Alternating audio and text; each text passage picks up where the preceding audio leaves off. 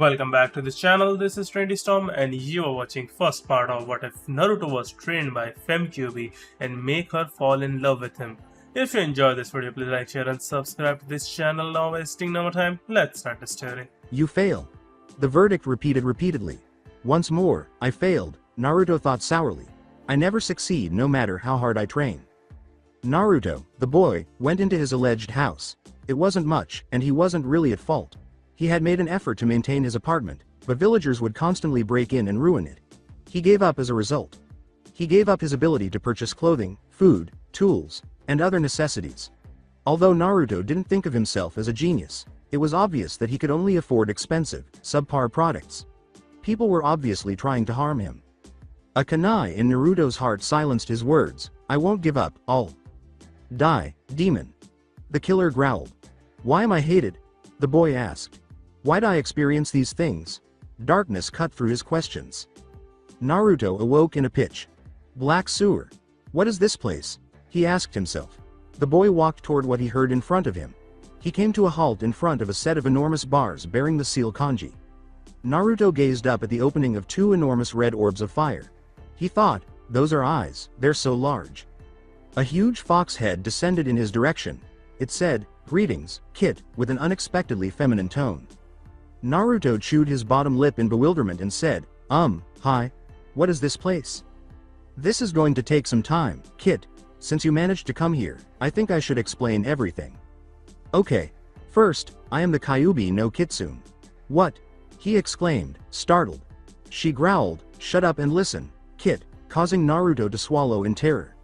You were told that the Undaime killed me, but no mortal is able to kill a demon. Instead, he sealed me inside a new born baby. You. This is why the villagers hate you. They look at the prison and see the prisoner. His voice was melancholy as he questioned, so this is why they hate me. The fox said, Kit, pull yourself together, in a displeased manner. I will not have an angsty, whiny brat as my container, do you understand? Yes, Naruto gulped. You are not guilty of my mistakes. Is that understood? The Undaime actually wanted you to be seen as a hero for keeping me sealed. Me, a hero? Yes, foolish of him. Disappointed, Naruto bowed his head. Don't bow your head, Kit. I did not mean that you are not worthy of being a hero. I am saying that it was foolish of the fourth to have faith in the village. Immediately after I was sealed, the council voted in favor of killing you. Thanks to the third, you were spared. Since that day, there were numerous attempts on your life. You do not remember most of them. At first, they tried poison, but due to my presence, it was not a problem. Then they sent assassins, but they were stopped in time. And then, there were the beatings from the villagers. I am at the end of my ropes, Kit. I am sick and tired of healing your broken, malnourished body over and over again. Naruto gave a stupid nod. Why are you helping me? If you die, I die. Naruto said, you claimed that no mortal could kill you, with suspicion. Ah, yes. If you are killed, I will disappear from this world. I'd rather stay here imprisoned than go back. Back where? It doesn't matter, Kit. It is enough if you understand that I want you to be as healthy and strong as possible. Okay. I am willing to make a deal with you. I will teach you to the best of my abilities. I will willingly give you part of my power. I will help you accomplish your dreams. All I want in exchange are some creature comforts in this dank cell. I am also able to experience what you feel, through your senses. That is, if you allow it. I want to experience the world outside once in a while and I want to be indulged from time to time. Shouting in horror, I'm not going to kill for you, Naruto said. Foolish Kit. What need do I have for blood? Are you as foolish as those villagers? I am talking about food, relaxing, a massage or something, running through the forest. Simple. Pleasures of the flesh, maybe reading a nice book. As it is now, I am dying of boredom. What few things I can perceive through your senses is quite unpleasant. You did not have a nice life. I want you to allow opening the connection between us more. This way, I will be able to perfectly feel what you feel. Just think about it. You do not need to decide now. Naruto felt that her questions were reasonable. Okay, I'll think about it. But first, I have some questions. In fact, he was shocked that she didn't request more. Go ahead, Kit. Ask me anything. I may not answer some questions, but I promise you this. I will never lie to you. Why did you attack the village? Actually, they attacked first. I was in a long sleep and they attacked me while sleeping. I retaliated in kind. But did you have to keep it up? From what I know from the academy, you had days until you reached the village. Why did you continue the attack? Foolish kid, I am a great demon. They dared to attack me in my den. I only retaliated. As you said, they knew I was coming here. They had enough time to flee. Had they done that, I would have done a little property damage and left. But they dared to attack me again. Do you think I needed days to travel to Konoha? I could have done it in hours. Greater demons are supposed to be viewed as natural disasters, but they dared to stand in my way. And I was foolish and got myself in this situation. Naruto pondered for a long time, carefully considering what Kyuubi had said. She is not as horrible as I believed if what she says is accurate. She is not a model of innocence, to be sure, but she is one of the few people who show me kindness. And unlike the old man, she doesn't seem to lie. You said that the village council tried to kill you and that people tried to kill me. How do you know that? Even though it is very weak, I can feel what you feel. That's why I said I wanted our connection to be stronger. I'll be able to talk to you while you're awake and I'll be able to feel everything you feel. Should I agree to this? How can I be certain that you won't somehow betray me? Bargain. That's an excellent query. Although you might not be aware of it, a demon cannot retract a vow he has made. Again, he said dutifully, how can I be sure? You might be telling lies. You'll just have to believe what I say, Kit. I'm afraid I don't have any way to prove it. Naruto sighed and said, fair enough. I guess I'll have to accept this. How about our agreement? What benefits do we all receive from it? You promised to instruct me. Are you familiar with any cool jutsu? With excitement, he asked. Human jutsu is not one of the many things I am knowledgeable about. I've never required it. Naruto appeared devastated. Kid, don't worry. All I said was that I don't know much about human jutsu. I am not ignorant. In fact, I know one. In fact, it's very helpful. It will be very helpful for our training. What? Naruto's eyes glowed brightly. I'll teach it to you later, she interrupted, adding that there were more crucial matters to attend to. Tell me, Naruto, how proficient you are at reading. Red in the face, Naruto looked down in embarrassment and said, I'm not that good. This is what we will fix first, so don't worry. Your teachers attempted to undermine you when you ought to have learned by now. It's amazing that you haven't become an even bigger babbling fool. He sighed at the Kyuubi's glare, said, hey, you're right. I'm not the most intelligent person in the world. They failed to educate you, which is why. Don't worry, I'll make up for your shortcomings. I want to have a smart, powerful container. Thanks, Kyuubi-san. Kit, don't bring it up.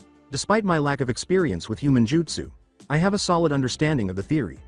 I suppose you could say I know as much as the Hokage does. Additionally, I will serve as your private teacher. I'll have someone to teach me at last, Naruto thought, beaming with joy. I'll help you achieve your goals and freely give away some of my power. To the best of my ability, I will keep you safe, and I will never do anything to hurt your friends. I'm asking you to do something very small in exchange. Since this is what's on your mind, as I mentioned, I want you to redesign this space in a way that makes sense. I don't consider a sewer to be a home. Additionally, I want you to occasionally indulge me and give me more access to your senses. Nothing bad, just mental and physical pleasures, as I mentioned. Okay. Naruto nodded. Another thing. If you accept this deal, it is possible that you will receive some of my demonic traits. What characteristics? With caution, he asked. Nothing too significant. Improved senses, increased mental and physical capacities. It's also possible that you'll look a little different. How? I am not sure. You'll probably have claws, longer canines, red eyes, foxtail and ears. But if I change how I look, won't people despise me even more? They will always despise you. Consider the Inuzuka. They also develop claws and fangs. Is there a problem with it? Does that make them evil? No, of course not. Are a few physical changes going to turn you into a ruthless monster? No, however, they'll believe. Kyuubi interrupted, saying, who cares what they think? Should you really care what narrow-minded, bigoted people think? No, but would you view a child as a monster if he had claws, teeth, and a tail? After giving Naruto some time to reflect, Kyuubi said, you see. Or would you treat him normally? You will eventually meet someone who will genuinely be your friend and see you for who you are. Even if you are different, they will still love you. With a contemplative nod, Naruto thought, she's right. Why should I care what those bastards think? You agree, then? Yes. All right, we have an agreement. Another thing. Even from the Hokage, I would advise keeping this as secret as possible. Don't tell him anything at all. Kyuubi-san. Why is that? The Hokage is him. Though his obligation to the village comes first, I think he has your best interests in mind. If he believes that I am the reason you are dangerous, I have no idea what he'll do. Alright, Kyuubi-san, I'll put my trust in you, but he'll know something happened if I change physically. He'll figure it out eventually, but not right now. The transformation won't happen right away. Inform him that you met me and that you were given the modifications to make it more difficult for someone to hurt your body. Naruto gave a nod. If you want to talk to me when you wake up, don't say anything aloud. I'll listen to your thoughts. Who knows what the villagers will do if they discover you are speaking to me. Naruto nodded once more and at last noticed red chakra moving through the water in his direction. What is this? Our agreement, kid. You are opening your senses to me, and I am giving you a small portion of my power. Your senses will be a few times better in addition to your physical prowess and chakra capacity. We're almost finished. The time has come to awaken. Naruto opened his eyes. The Hokage, who was seated in a chair next to the wager, appeared worn out. Old man, how long? Naruto, 1 day, I apologize. You said the same thing last time. If there were something I could do, I would. I have an idea, kid. Maybe there is, Naruto said after a minute of staring at the wall and listening to Kyuubi while ignoring the Hokage. Oh, did my mother own a home? You ask Naruto, but why? I'd like a home. I want a house where I can be sure that assassins won't kill me. Even if it's partially collapsed, it makes no difference. All I want is a place to call home. After giving it some thought, Sarutobi concluded, this is the least I could do, but I should have done this sooner. She didn't, but if you want a house, it can be arranged. A property exists. No one has lived there for more than 20 years, and it's a little out of the way. If you want it to be livable, you'll need to put in some effort.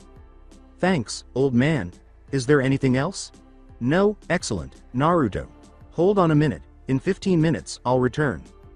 They found themselves in front of a house in the middle of the forest 30 minutes later. It's a pretty big property. You have a little lake, too. The condition of the house is not very good. Don't be concerned. It's perfect, Naruto interrupted. Thanks, old man, Naruto said with joy. Naruto was handed a scroll by the Hokage, who said, here, sign this. Naruto began to return it after signing it. No, said Sarutobi, shaking his head. Now it's yours. The deed for the house and property is represented by the scroll. He then handed Naruto a bag, saying, this is for the house. The cost of fixing the house will be high. Before vanishing in a whirlpool of leaves, the elderly man told the startled Naruto, come to my office if you need anything else. Kyuubi said, well, this went well. We have money and a house. Let's go shopping. Depressed, he thought, shopping. I understand why you don't like it, so you'll change into someone else so they won't overcharge us or give up subpar products. Why haven't I done this sooner? You're the greatest Kyuubi-san. I understand. Let's go now. Naruto went to one of the better shinobi stores after changing into an unremarkable brown-haired boy.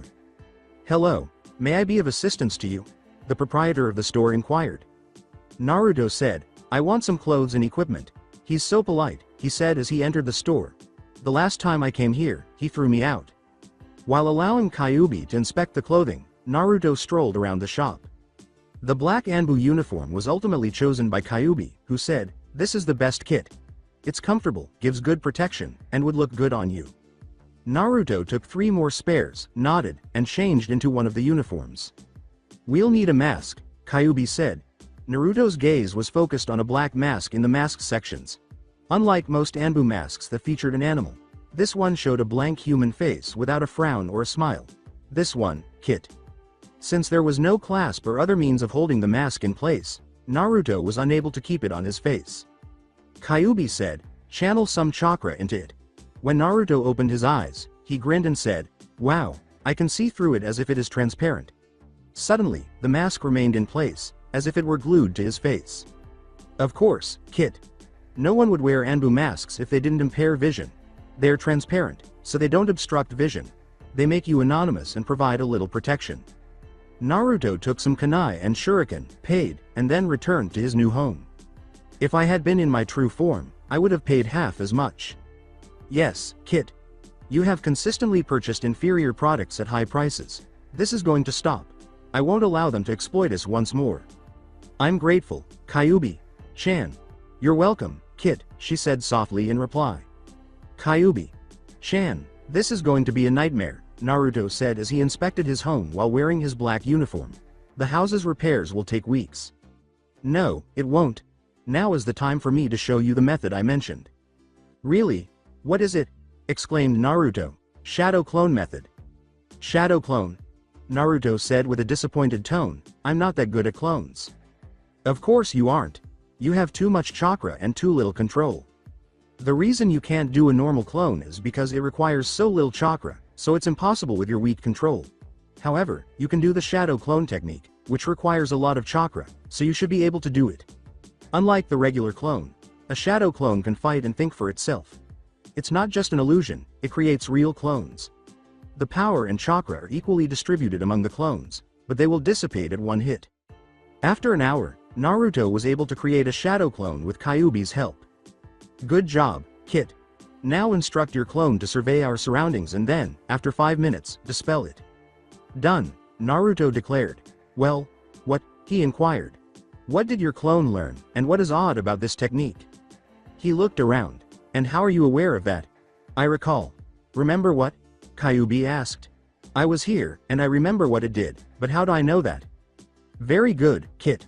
You see, the memories, abilities, and knowledge that one of your shadow clones gathered come back to you when it is dispelled. Do you understand what that means? What? It's the ideal training method because it allows you to create multiple shadow clones and use them for practice, learning, or work. You'll know what they learn. You're the greatest, Kyuubi. Chan, cool, I understand, Kit. Create some clones now. A half dozen shadow clones sprang into being. Give one of the clones some cash and instruct it to purchase some food, by which I mean nutritious food, not ramen. Is that clear? Tell the other clones to clean the house. Naruto followed instructions. And me? You begin your physical training now. Naruto awoke the following day feeling rejuvenated, and while taking a shower, he made 2 shadow clones to prepare breakfast. After finishing his first nutritious breakfast, Naruto asked, so, what's the plan for today? Create 50 clones, send 40 of them to the public library, and have them change into someone else. As no one will recognize them, they won't be thrown out like they usually are when you visit the library. The other 10 are to change into shinobi and enter the genin library, where they are to find some chakra control exercises. And what do I do? What do you think about working out until you're worn out? After a few hours of training, Naruto ate and continued to train. Enough, Kit. Get rid of your clones. After Naruto's brain was bombarded with information, he finally experienced blessed unconsciousness. The following day. What was that? Naruto moaned. That, Kit, was a lot of information. You'll get used to it. The amount of information would have melted your brain if you were a normal person. Weakly, melted. My brain? He said. Yes, but we have a mental connection. I can sort that information quickly and safely because of my amazing mind and the power I gave you. I see the information you gather from your clones, too. I'm having a terrible headache. I just need to practice more. It's not as simple as you think to sort through a few dozen memories. All right, what should I do today? Create as many clones as possible. 300 clones materialized in smoke puffs using the shadow clone technique. Take a shower, eat, and then engage in physical training. Take 40 clones to the public library, 10 to the general library, and have them explore. The remaining 250 clones should try that tree walking exercise. Kyuubi. Chan? Naruto hardly felt the backlash after defeating the training clones at the end of the day. Now, try climbing a tree. It is much easier to sort because the information we have now is more about a skill and instinct, and not about knowledge. Wow, my clones barely managed to walk halfway and I can walk perfectly, Naruto said as he approached a tree and moved horizontally on its trunk, climbing and descending without falling. Yes, their combined partial skill was a average skill. There's something I don't understand, Kyuubi. Chan. I made 250 clones, and they made it halfway up. But aren't they all the same? Since they all did the same exercise, shouldn't they all acquire the same skill? I mean, if a clone gains a skill, the skill of all the clones should be the same. Ah, that's a good question, Kit. You see, when the clones are formed, they are all the same, but they train on different trees, and they think in a similar way at first, but become more and more different over time. The mind is a very complicated thing, and one very small change can alter our way of thinking in a huge way. It's called the butterfly effect. All right, I kind of get it. We combine the things that each clone learns after they're dispelled. Yes, and do you know how you learn a skill like tree walking? Let's put it this way. You collect a lot of information about how much chakra you use and how you use it in a particular situation. Our mind uses that information to create rules. It's like a mathematical equation. The more information you have, the better. That's why it doesn't really matter if you are performing the same exercise. I believe I do. Alright, let's have some food before kicking the clones out of the libraries. After making 300 clones, Naruto asked, Kyuubi-chan, what are we going to do today? 100 clones will walk in the trees, 50 clones will go to the library, the rest will walk in the water, and you. Yes, I am aware. Exercises. After making 300 clones, Naruto asked, Kyuubi-chan, what are we going to do today? 50 clones will go to the library, 50 clones will walk in the trees, 50 clones will walk in the water, and the remaining clones will do the leaf floating exercise. And you. After making 300 clones, Naruto asked, Kyuubi-chan, what are we going to do today? The library will get 50 clones, the rest will receive chakra training. But, Kyuubi-chan, I can already do that. Yes, I understand, Kit. But you still need to work on your chakra control. Once you've mastered these 3 exercises flawlessly, we'll move on to something a little more challenging. After a week, Kyuubi declared Naruto's reading abilities to be mediocre. Kit, make 400 clones. Naruto followed instructions and waited for more guidance. Now go to the public library with 50 clones. I thought I was done with that, he whined. Kit, you had the wrong idea. Now, as I mentioned, 50 clones are going to the public library to read books that would help us if we wanted to get a job, like books on cooking, building, hunting, or any other job you can think of. Alright. The remaining clones are to continue on their chakra control, but this time we'll have a different exercise. 50 clones are to go to the Genin library and begin reading. They'll start with the academy textbooks and the fundamentals. Naruto gave a determined nod. Using their hands or feet to adhere to the trees, the first group will run from tree to tree while performing the leaf exercise. The second group will run on their hands and feet while performing the leaf exercise, and the third group will use their chakra control to swim through the lake without using their hands or feet. After a week. Alright, Kit, today I'm going to teach you a new technique called Solid Shadow Clone. This will allow you to create a clone that can absorb some damage, which is better than the standard shadow clone but uses more chakra. Nice. Kyuubi-chan, I was wondering why you know this technique. Well, don't you know about summoning? Yes? He asked, bewildered. Like a solid clone, a summoning can take some damage, depending on how much chakra you pushed in the clone or summoning. Well, when you summon something, you give your chakra to make a shadow clone from the summoned animal. He provides the consciousness, but you provide the chakra. I understand, but why are you teaching me this at this time? There are 2 reasons. First, it's useful in combat. Second, I want you to make some reliable clones, change them, and convince them to accept a job. Work? What sort of work? A variety of jobs? Why? We aren't exactly wealthy, so the first reason is to make money. The second is to acquire civilian skills.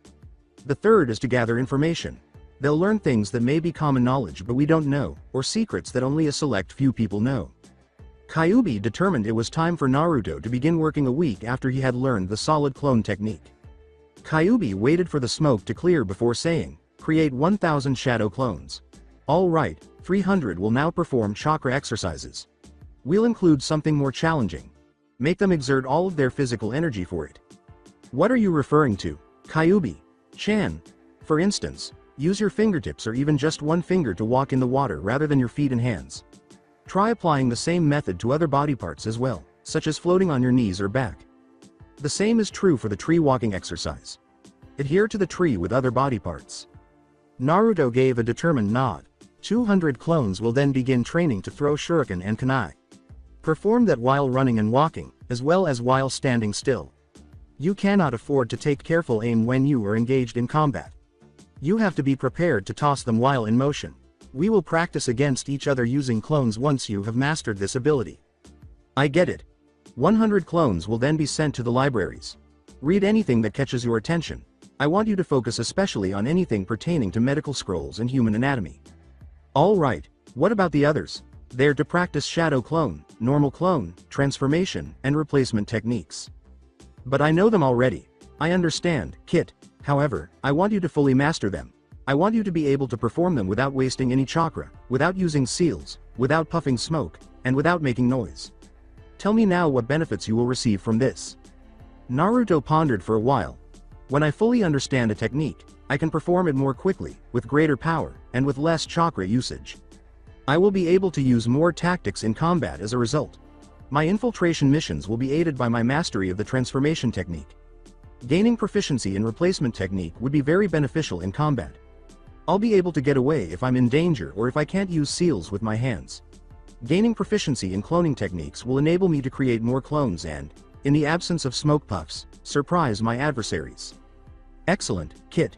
You will then make 100 solid clones. Getting a job is their goal. They will take on any job they can find and change into different people, both male and female. Keep in mind that this is an infiltration operation.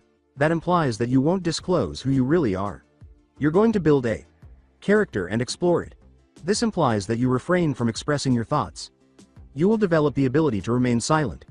This specifically means that you will never, ever boast to them that you are the next Hokage or reveal who you really are. Does that make sense? Yes, Kyuubi.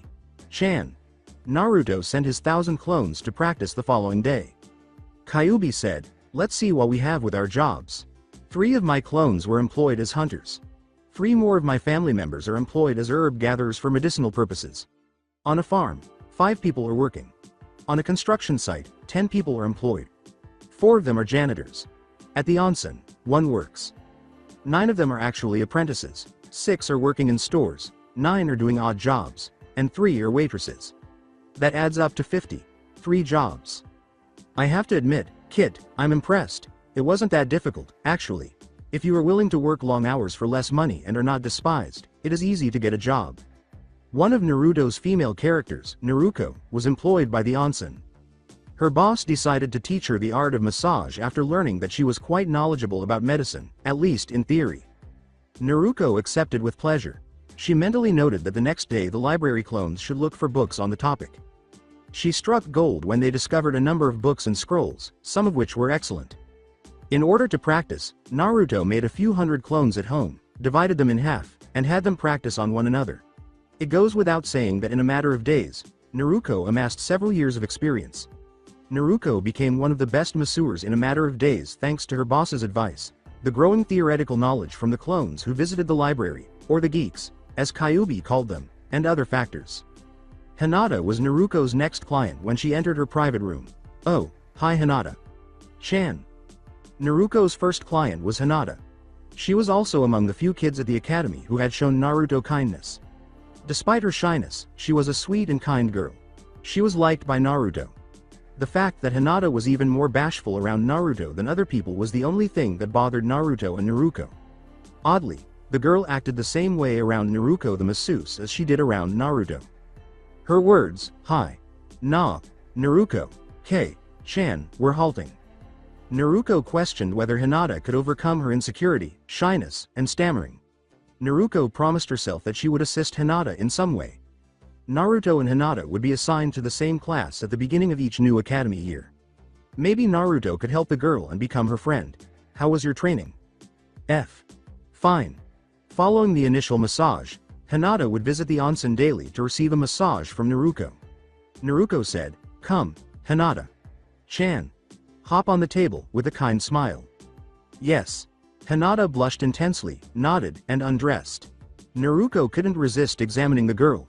She was a little shorter and a year younger, but she had well-defined breasts.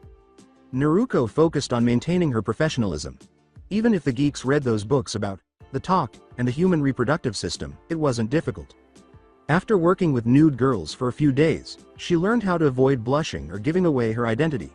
Hinata sighed in satisfaction as Naruko continued to perform her duties. After 10 minutes, Naruko abruptly came to a stop. "Say, Hinata. Chan. I've been reading on a new type of massage. Since you are my most faithful customer, would you like to be my first?" Hinata was so at ease that she didn't stutter once when she said, "Sure Naruko. Chan, I'd like that." As she continued to massage Hinata's back, Naruko grinned and collected chakra in her hands, causing them to glow a light pink. Hinata's breathing accelerated. "Are you all right, Hinata? Chan? Do you want me to stop?" "No, don't stop. Continue. Please." Naruko gave a shrug. She reasoned that she must really enjoy it. Naruto continued massaging the legs after finishing the back. Hinata's entire body tensed for a few seconds as Naruto approached the girl's thighs, and she shuddered before she relaxed fully. Hinata. Chan, are you feeling fine? She said. I feel great, Naruto. Chan, grinning lazily. Thank you. You were great. Naruto gave a mental shrug.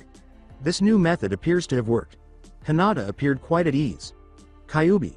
Chan needs to see this. She enjoys my massages a lot. Immediately after defeating the clones, Naruto dozed off. He awakened in his own world. It was very different now. He was no longer encircled by sewer. Darkness. Naruto ended up in a forest instead. He saw a house as he entered a clearing. The door of Kyuubi's prison bore the same seal he had seen when he first met Kyuubi. As though it were insignificant, he walked through the door and made his way to the bedroom. A dark red-headed girl was sleeping when he entered. Her ears were both foxy and human. One of her 9 tails stroked Naruto's face as he walked and sat on the bed's edge, grinning. Naruto began to pet it after touching its tail. She rubbed her weary eyes and said, "Hello kid. I didn't expect you here today." 5 minutes later. "I know. I'm here to give you a massage." Kyuubi transformed into a human after their initial encounter. Once Naruto began massaging people at the onsen, he started massaging Kyuubi as well. Each time he entered the mental landscape, he did that. "Oh, yeah, Hinata seemed to really like my technique. I thought you might like to try it. Kid, you really have a huge blind spot when it comes to girls, and you even read all about it. It looks like you need some practical lessons," she said with an odd grin. "What do you mean?" Kyuubi took off his clothes and gestured for Naruto to begin, saying, "I'll explain later." Grinning, Naruto combed Kyuubi's tails with his hands. Kyuubi smiled contentedly as he began to rub her back. Naruto started using his hands to channel chakra. He inquired, "How does it feel?" She replied, "It feels great." While battling to control her body, she moaned her release and shuddered in just a few minutes. Kyuubi was completely nude, in contrast to Hinata, who was wearing only her panties and a towel on her butt. He stumbled, "WH. What did just happen?" Even Naruto acknowledged that his ministrations had produced something, despite his best efforts to keep it out of his thoughts. "That, my dear Naruto-kun," she uttered in a low voice, "was an orgasm." He gasped, "Orgasm?" "Yes." Kyuubi turned around, took Naruto by the shoulders, drew him to her, and kissed him for a long time. The expression on Naruto's face was frozen. Kyuubi nestled his head between her breasts, grinning softly and giving him a tighter hug. "You mean, like in the talk, orgasm?" "Yes." He exclaimed, "This means we. And me and Hinata, in horror. How can I be so stupid? I'm really sorry." In an attempt to console him, Kyuubi rubbed his back and said, "Sorry for what? I really enjoyed it. And I'm sure Hinata enjoyed it as much as I did." Kyuubi took hold of his chin and kissed him for a long time again. She gave them a seductive smile as they rolled over. She began stripping him naked. "Wait, we can't. Why? I'm 13. So what? Aren't I too young?" Inside his boxers, Kyuubi pushed her hands. "It seems you aren't," she said with a smile. "But, no buts, Naruto-kun. You gave me pleasure, now it's my time to return the favor." Naruto woke up the following morning grinning. For hours, he had returned the favor to Kyuubi. Naruto felt that nothing could bring him down because he was smiling so broadly. He felt joy for the first time. He had a good instructor, someone he taken care of. In contrast to the phony smile he wore around the villagers and even the Hokage to conceal his actual emotions, Naruto was genuinely happy. After entering the restroom, he stopped in front of the mirror. His blue eyes had become slitted with red. "Naruto-kun, are you okay?" Concernedly, Kyuubi asked. "Yes. I'm all right. You're not angry?" "No, why ought I to be?" "Your eyes are lovely, they're just like you, and I adore them." "Really?" Startled, she asked. "I expected you to be upset." "I would have been a couple weeks ago. However, now that they are your eyes, I am happy for them." "Naruto-kun, I'll start blushing if you keep doing this." "I don't think anything can make you, or me, for that matter, blush after what we did last night." "Is that correct?" "Well," Kyuubi teased, "I'm sure I'll find something." Kyuubi found something to tease him with, just as she had promised. Icha Paradise was that. Naruto was reading the perverted book while sheltered beneath a tree. While the clones were training, Kyuubi was making comments on the book. Someone is spying on us. Yes, Kyuubi said, it's Hinata. Hinata? How? She has already spied on me before, after all. At least you came to that conclusion. Do you know why she is spying on you, Kit? Tell me. Well, I'm not sure. Stupid Kit, do you want me to explain everything to you? You are liked by her. It might even be love. Really? Oh, it actually makes sense, Naruto remarked reflectively, recalling previous interactions. What are your thoughts on her, then? What do you mean? Do you like the girl? Really? Naruto paused for a moment to reflect. In the end, he stated, it doesn't matter. You're already mine. So what? So what do you mean? You are you mean girlfriend? Well, I suppose I am Kit. However, how does this relate to Hinata? My girlfriend is you. I will not be unfaithful to you.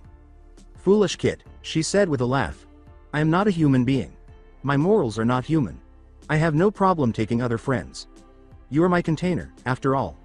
The best is what we deserve. In fact, I'd like more partners. Hinata would also be a wise selection. Really? You're telling me to do what? Yes, but only if she appeals to you. Well, she's really cute and kind. I always got along well with her. She is very intelligent. Additionally, she became good friends with Naruto and learned a little bit about her. I suppose I like her a little. I'm happy. We might have a new friend. I believe we are getting ahead of ourselves, Kyuubi. Is she here for me, after all? Since I always wear my mask and haven't revealed my face outside the house, I doubt she recognizes me. Maybe, but maybe not. Kid, tell me about her bloodline limit. The Byakugan, Naruto replied. Yes, and what powers does it possess? It has 360-degree vision, can see through solid objects, and can detect chakra. Oh, I see. She is aware of my identity if she is able to see chakra. I compare my chakra to my fingerprint. She can identify me without seeing my face. Excellent. The clones, what about them? Kyuubi inquired. Clones? Oh no. My chakra signature is on my clones. She may be able to identify my clones. More significantly, she may be aware that Naruto is my clone. Excellent, Kit. Consider your meetings at the onsen now. You even acknowledge that she acts the same way around Naruto as she did around you. Does this imply that she was aware that I was massaging her? That I caught her nude? And she returned? Few women would permit a boy to do what you did. She must truly like you if that's the case. Kit, I think we just got lucky, Kyuubi exclaimed joyfully. I've got a plan.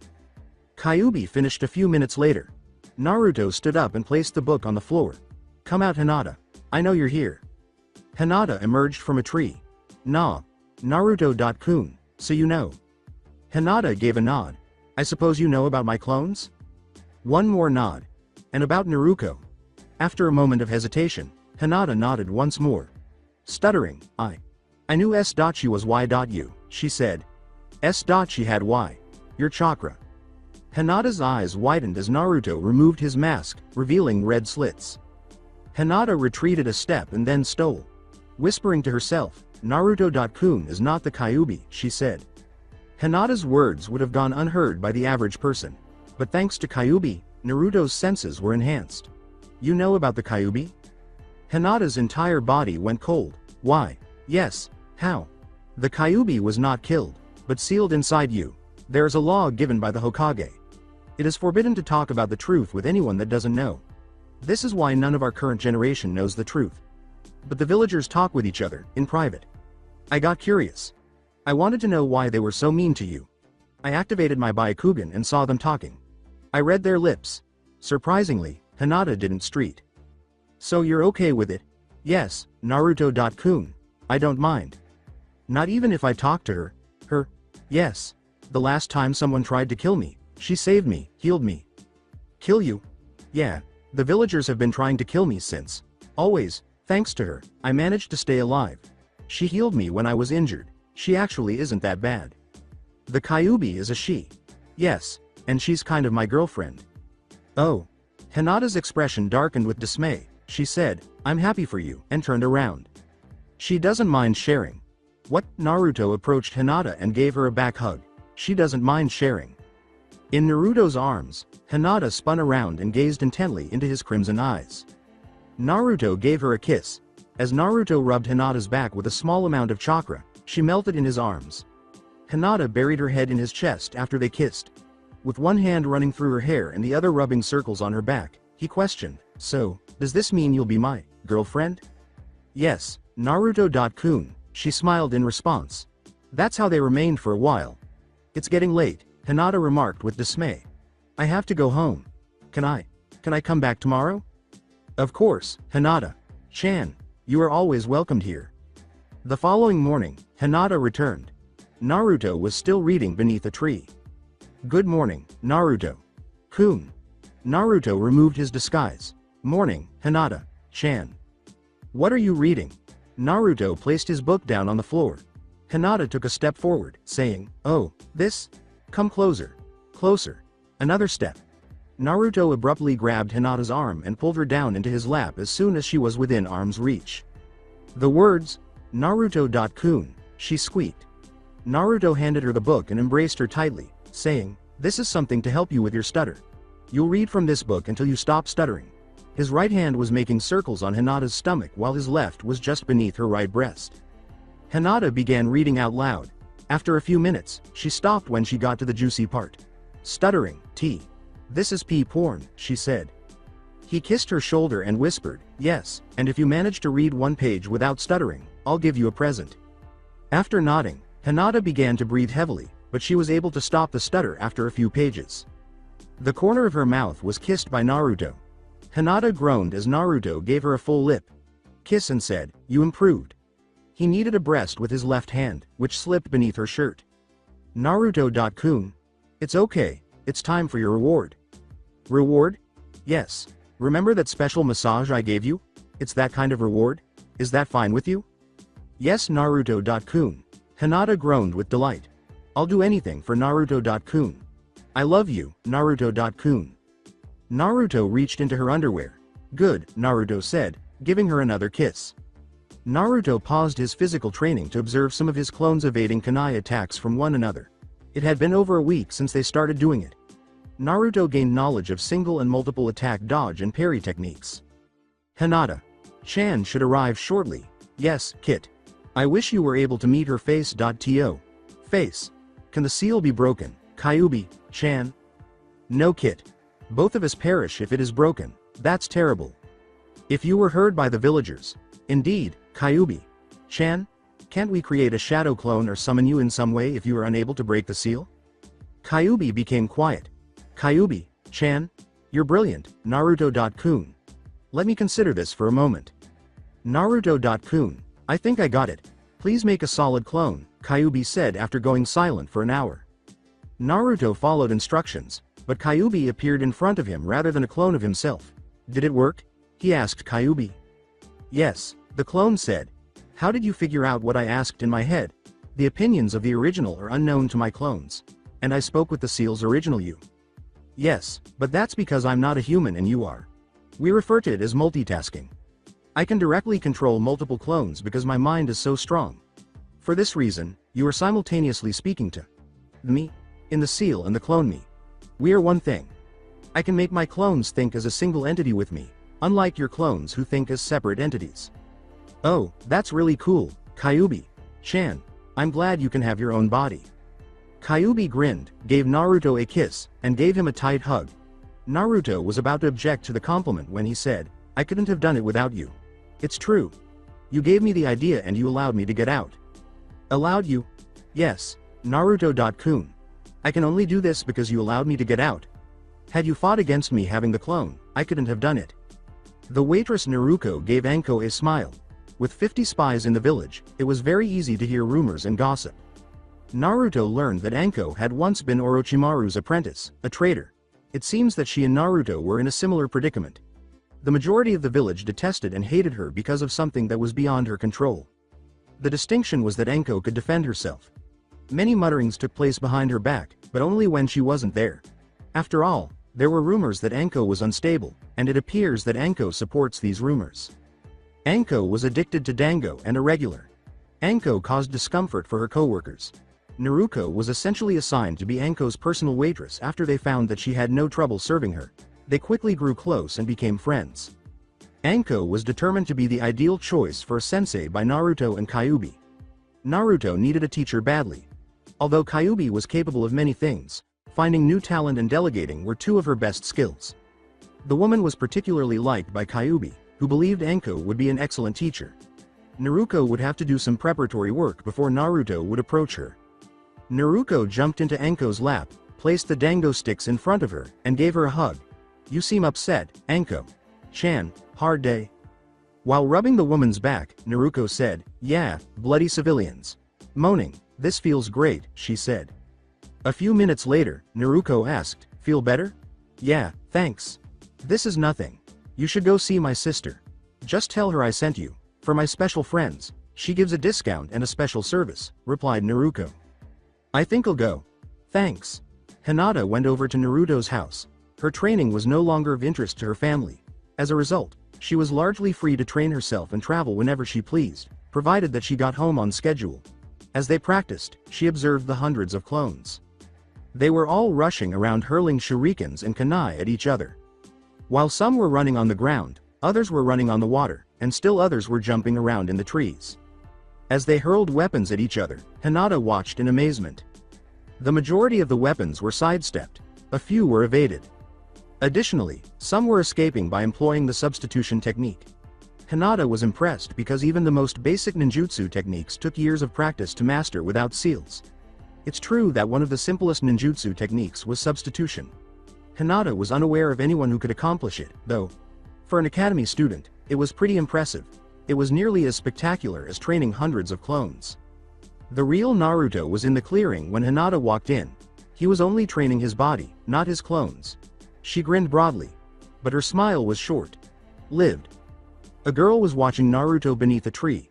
She had dark red hair and appeared to be 16 years old. She briefly believed that she was a female clone of Naruto. The girl glanced at the newcomer after sensing Hinata. The eyes caused Hinata to gasp. They had red, slit eyes, just like Naruto's. Hinata didn't believe the girl was Naruto for some reason. She had seen numerous clones of Naruto. Despite their differences in age, gender, height, and face, they all shared a chakra signature. The girl was unique. She briefly considered using her bloodline, but she quickly dismissed the notion. That wouldn't be courteous. "Hi, Hinata. Chan," Naruto welcomed her. As the girl said, "Greetings, Hinata, Chan." To calm herself, Hinata took a deep breath. She looked at the girl and said, "Hello, Naruto-kun." There was only one alternative if she wasn't Naruto. The Kyuubi was her. Naruto looked a little uneasy. "This is Kyuubi," he called out, gesturing to his friend. Hinata gave a tense smile. "Nice to meet you, Kyuubi-san." After acknowledging the greeting with a nod, Kyuubi went over to the girl. "Naruto, why don't you continue with your training? Hinata and I have some things to discuss. You know, girl stuff." He said, "Okay, with caution. Have fun." Kyuubi gestured for the girl to follow her after giving a nod. Following instructions, Hinata followed Kyuubi inside the house. Kyuubi gestured for Hinata to take a seat. Another Kyuubi entered the room as soon as Hinata took a seat on a couch. "Tea?" she inquired. "Yes, thank you," Hinata said. Kyuubi clarified, "Shadow clone," observing Hinata's slight bewilderment. Kyuubi let out a sigh after they finished their tea. "I guess you are a little uncomfortable." Despite her desire to deny it, Hinata shrugged. "A little, according to her. About me being the Kyuubi or me being Naruto's mate?" "Both, I think," Hinata uttered softly. "Naruto-kun explained about you. I don't hold a grudge against you or your past actions. And he already told me that I'd have to share him with you. I do not mind sharing." "That is good, because I am not the only one you'll have to share him with. I did not tell Naruto about this. But a side effect of our bond is that he inherited some of my demonic instincts. One of them is the urge to mate. For now, the instinct is almost non-existent. In the future, however, this will change. His instincts will tell him to take more than one mate. It is the way of my kind. He could suppress those instincts, but he would be much happier and healthier if he did not." With resolve, Hinata uttered, "I understand, Kyuubi-san. I will not stand in the way of his happiness." Hinata nodded and gave a shy smile. "Good, and I'd like you to call me Kyuubi-chan, like Naruto. Now that we got that out of the way, we need to talk about your training." "Training, Kyuubi-chan." Kyuubi gave a nod. "I am training Naruto. As my container, he is in great danger from both outside and inside the village. You as one of his mates are in the same danger.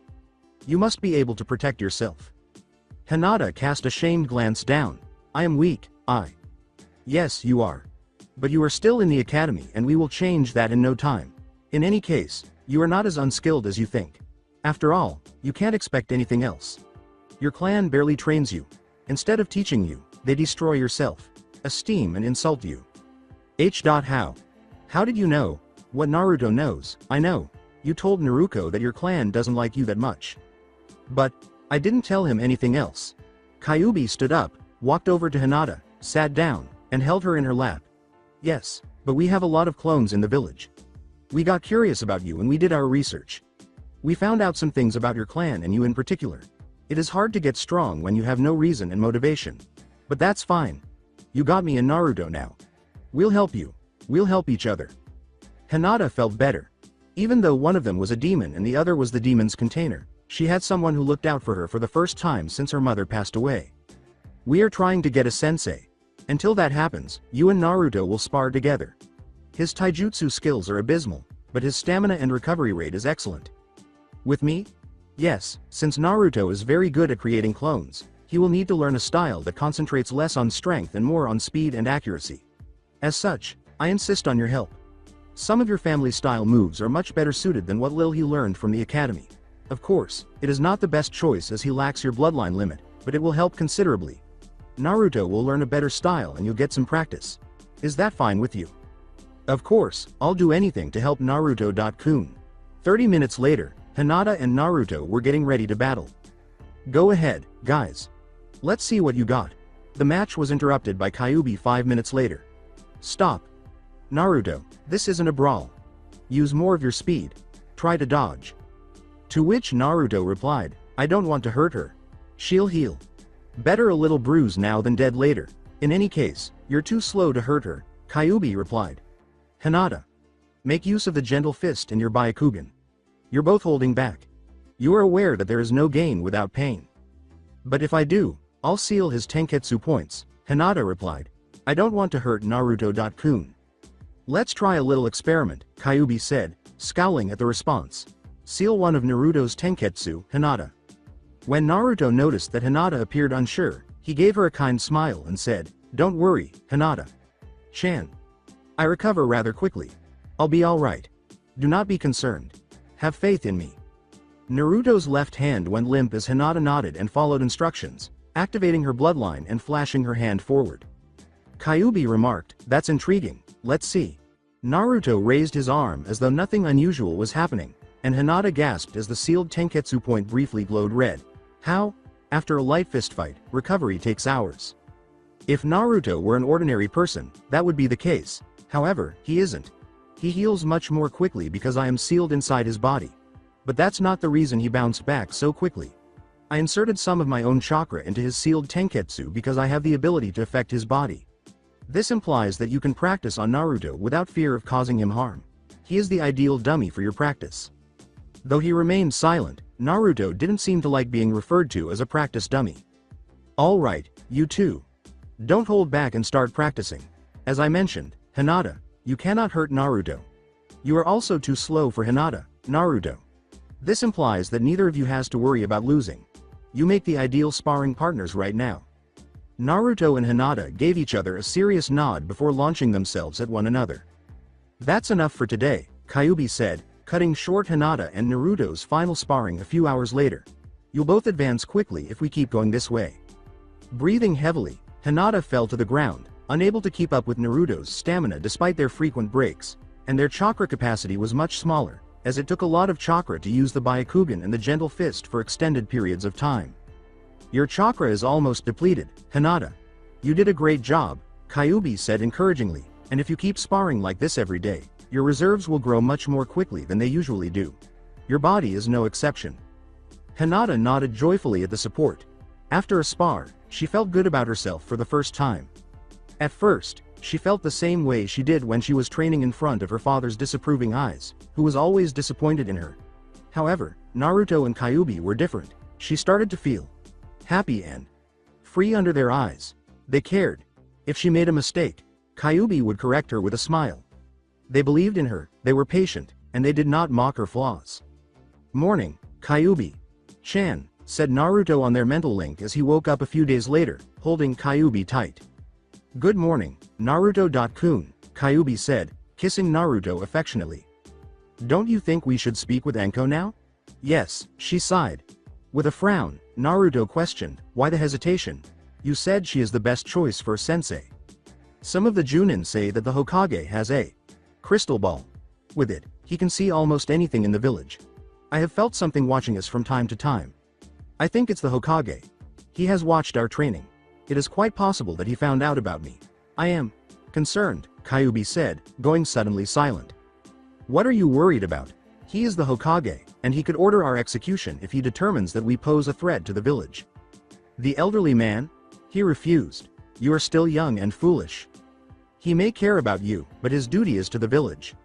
Remember that all those who become Hokage have red hands. Do not be fooled by the grandfatherly face. He is a ninja and he has killed many. Some of those were innocents sacrificed for the greater good or for profit. We must move carefully while we do not know what the Hokage thinks and while we are vulnerable.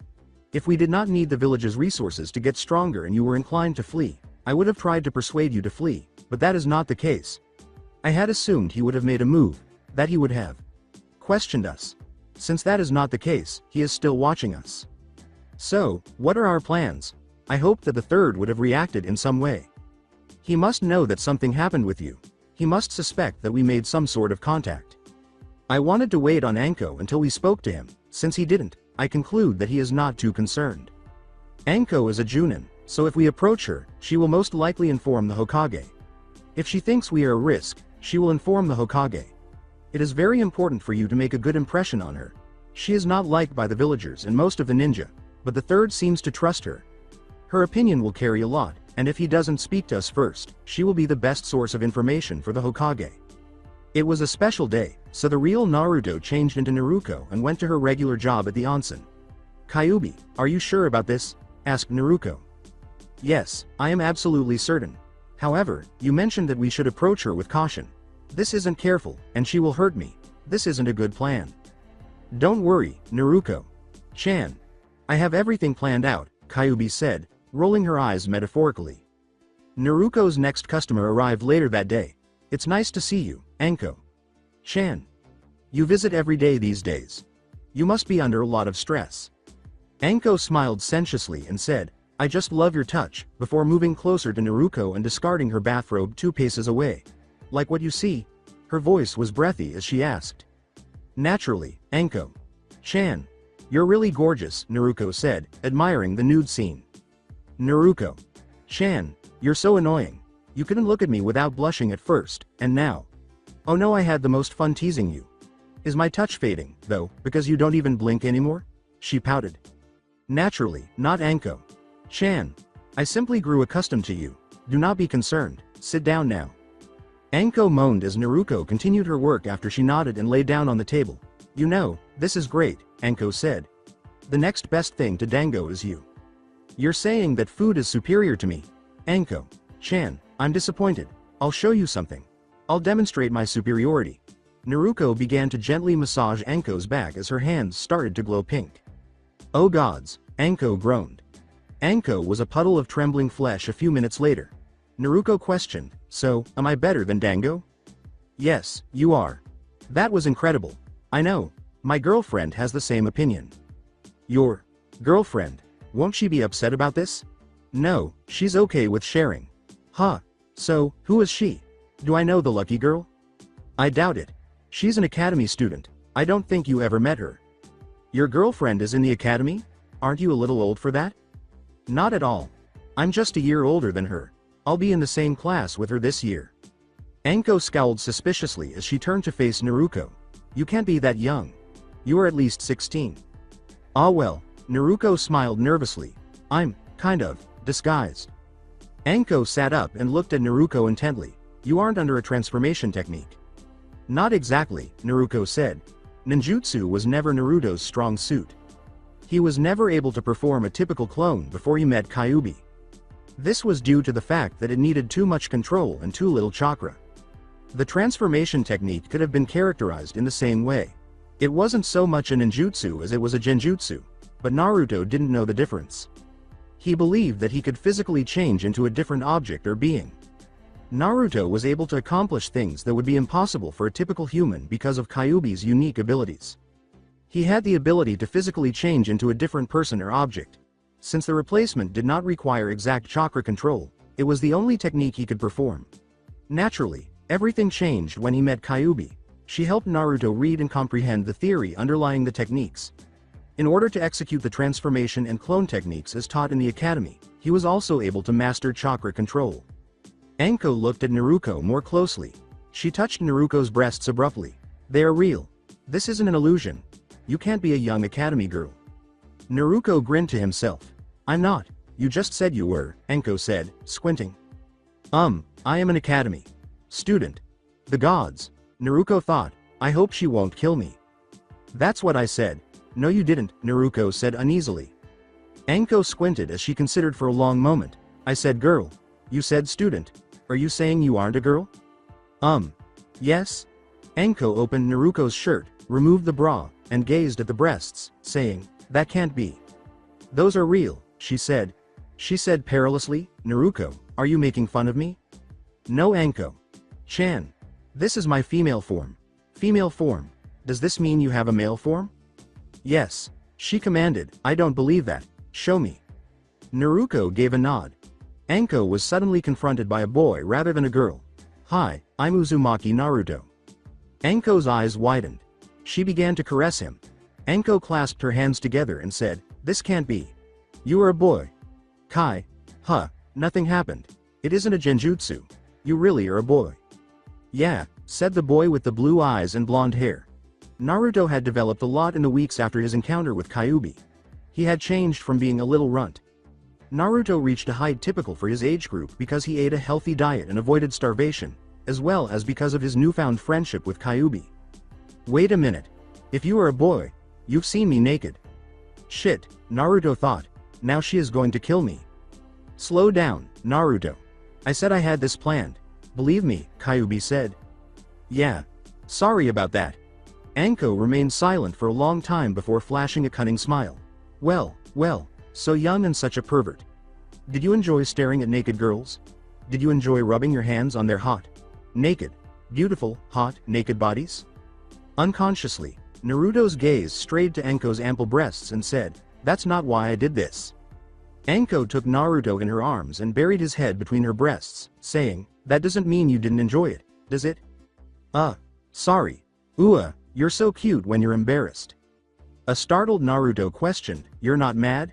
Anko chuckled, nah, actually this is quite amusing. Anko sat at the table with Naruto in her lap and said, I haven't had this much fun in years. So, why did you do all this? Wait a minute. I know about you. You don't have any relatives, but that girl from the dango shop said she's your sister. It's a long story. I have all the time in the world. Naruto-chan, she chuckled. Well, most people hate me for some reason. In the academy, the teacher refused to teach me. I learned how to read on my own, but I was not that good since I had to pick up the skill on my own, without reading materials. Most stores don't sell me things, so I couldn't even buy a book, because the teachers didn't like me. They sabotaged me and tried to teach me as little as possible. I failed the academy exam twice. I couldn't make clones, so I failed. Because my chakra reserves are very large, my control was very bad. No one ever told me what to do, and because I'm not allowed in the library, I didn't know about chakra control exercises. You say that as if now you don't have those problems anymore. Yeah, after I failed the exam, someone tried to kill me, again. When I woke up, Old Man Hokage gave me a new home that is kind of isolated. I learned the shadow clone technique from a friend and got some advice. After that day, my life changed. You learned how to make shadow clones? Yeah, since I have a lot of chakra I can make a lot of them. It also seems that my transformation technique is a little special. I used transformed clones to enter in the libraries. That's how I found out about chakra control exercises. I used my shadow clones to train. If my clones learn something, the knowledge is transferred to me after they are dispelled. After that, I continued to use my clones to train, learn and read books. I learned how to read and my chakra control is very good now. I also practiced until I managed to do replacement, clones and transformation without seals. Without seals? That's quite impressive. What about your sister? I kind of needed some money, so I made some clones and put them to work. I see. So, are you a clone? Not today. I'm the real me. That can't be. I've seen her and you get hit. A shadow clone dies if it receives a hit. Yeah, but the clones that work are special. They're solid clones. I made a few changes to the technique. If you reinforce it by putting more chakra in a shadow clone, you can make them a lot more powerful. They can take a few hits before they die. So you mean you have your disguised clones running around the village? Laughed Anko. Yeah, I got a few dozens. I need the money, and learning a civilian skill is nothing to sneeze at. As a ninja I might need to pretend I am a civilian. I see, so who is that friend that showed you the shadow clone technique? I'm sorry Anko. Chan. I promised I'd keep the name secret. Ah, that's okay. You say that the academy teachers never teach you anything? Yeah, unless insults and punishments are meant to teach me something. I see, so why did you tell me all this? I know that the villager hate you almost as much as they hate me. You were always nice to me and we became friends, so I thought I could trust you. Anko responded, Ooh, you're so sweet, and pressed the boy against her chest. I like you. How about this, since you say you have all those clones to produce money, let's make a deal. You give me free massage and food and I'll train you. Really? Yeah. Thank you Anko. Chan, can you help my girlfriend too? Huh. Who's she? Hinata Hyuga. Her family isn't nice, so we train together. I see. Well, the more the merrier. Thank you Anko. Chan. Naruto made the decision to take the day off the following morning. Anko wouldn't make a kind instructor. When Hinata arrived, Naruto removed his mask. He didn't want Anko to see his true eyes, even though he preferred them. He would eventually tell her more as his trust in her grew. But for the time being, only Kyuubi and Hinata would be able to see his true eyes. Good morning, Naruto.kun. Morning, Hinata. Chan. I have news. Come inside, I'll tell you all about it over breakfast. After eating, Naruto told Hinata about his encounter with Anko. That is great, exclaimed Hinata. On their first day of training, Anko stopped by Naruto's house the following day. Anko made the decision to start after a few brief introductions. So, you Naruto, what can you do? I know the 3 academy ninjutsus and the shadow clone. I can do the without seals. I suck at genjutsu and my taijutsu isn't very good. I progressed a bit thanks to Hinata. Chan. My weapon throwing abilities are good. I have a lot of chakra and my chakra control is pretty good. Okay. What about you, Hinata? I only know the academy basic ninjutsu and my family's style. Due to my bloodline, I can see through almost any genjutsu. My taijutsu skills are better than average. I am average with weapons. I do not have a lot of chakra, but my control is almost perfect. Anko gave a satisfied nod. Okay you two. Why don't you two have a friendly spar? After nodding, Naruto and Hinata started fighting. Anko stopped them 30 minutes later. You'll need to perform better. That's okay. For wet behind the ears academy students. Anko chose to put them to the test again after they had taken some time to rest. Alright, guys, it's me against you two now. Anything is yours to use. Take me seriously. Make an effort to at least strike someone.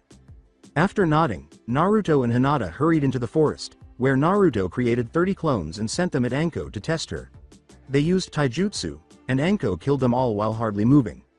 Anko dodged and caught a kunai in each hand as Naruto sent another wave of clones to surround her. The clones then fired kunais again, and Anko rushed the clones while parrying the weapons thrown at her. She passed by them with only one slash, and soon all the clones were dead. With Hinata right behind him, Naruto created 60 shadow clones and 10 solid clones and launched an attack on Anko. The solid clones, Naruto, and Hinata engaged in a hand-to hand battle while the shadow clones stayed out of range and occasionally threw a kunai at Anko. Naruto and Hinata attempted to move more quickly, but were unable to hit the special Junin. Anko waved through their attacks, never getting hit but always hitting something. She created a clone of herself that rushed the shadow clones that were attacking from a distance. Finally, exhausted, Naruto and Hinata fell to the ground. Anko wasn't even having trouble breathing. It was enjoyable. Hinata, your speed ought to be your strongest suit, but you lack it. Additionally, your chakra capacity and stamina are lacking. We will focus on that. Additionally, utilizing just the formal family style is inadequate. It has flaws. You can use some of my style in your own personal style because it is sufficiently similar. Yes Anko. Sensei. You have a lot of chakra and stamina, Naruto, but you don't know how to use it. Even though you can create many clones, they won't be as useful as you are right now. You should focus on your speed and fighting style because clones, even solid ones, are extremely brittle. I'll impart mine to you. It is quick, accurate, vicious, and lethal. No flamboyant or flowery gestures, your current gait. You're fighting. You will discover how to use my style, which is akin to Hinata's, to incapacitate or kill in a single movement. She would have significantly weakened me if she had even struck me once. If you were to strike me, though, it would only cause minor discomfort and no harm. Additionally, I'll teach you some techniques that work really well with your shadow clones because you have a lot of chakra and can use them to learn new things. You should work on them until you are as good at them as you are at cloning. You should be able to master them in a few weeks because of your unique learning style, which normally takes years. Yes, Anko. Sensei. Anko went back to Naruto's house the following day. He made himself and Anko a hearty and nutritious breakfast. They went outside to wait for Hinata after they had finished their meal. Hinata said, "Good morning, Naruto-kun, Anko. Sensei," upon her arrival.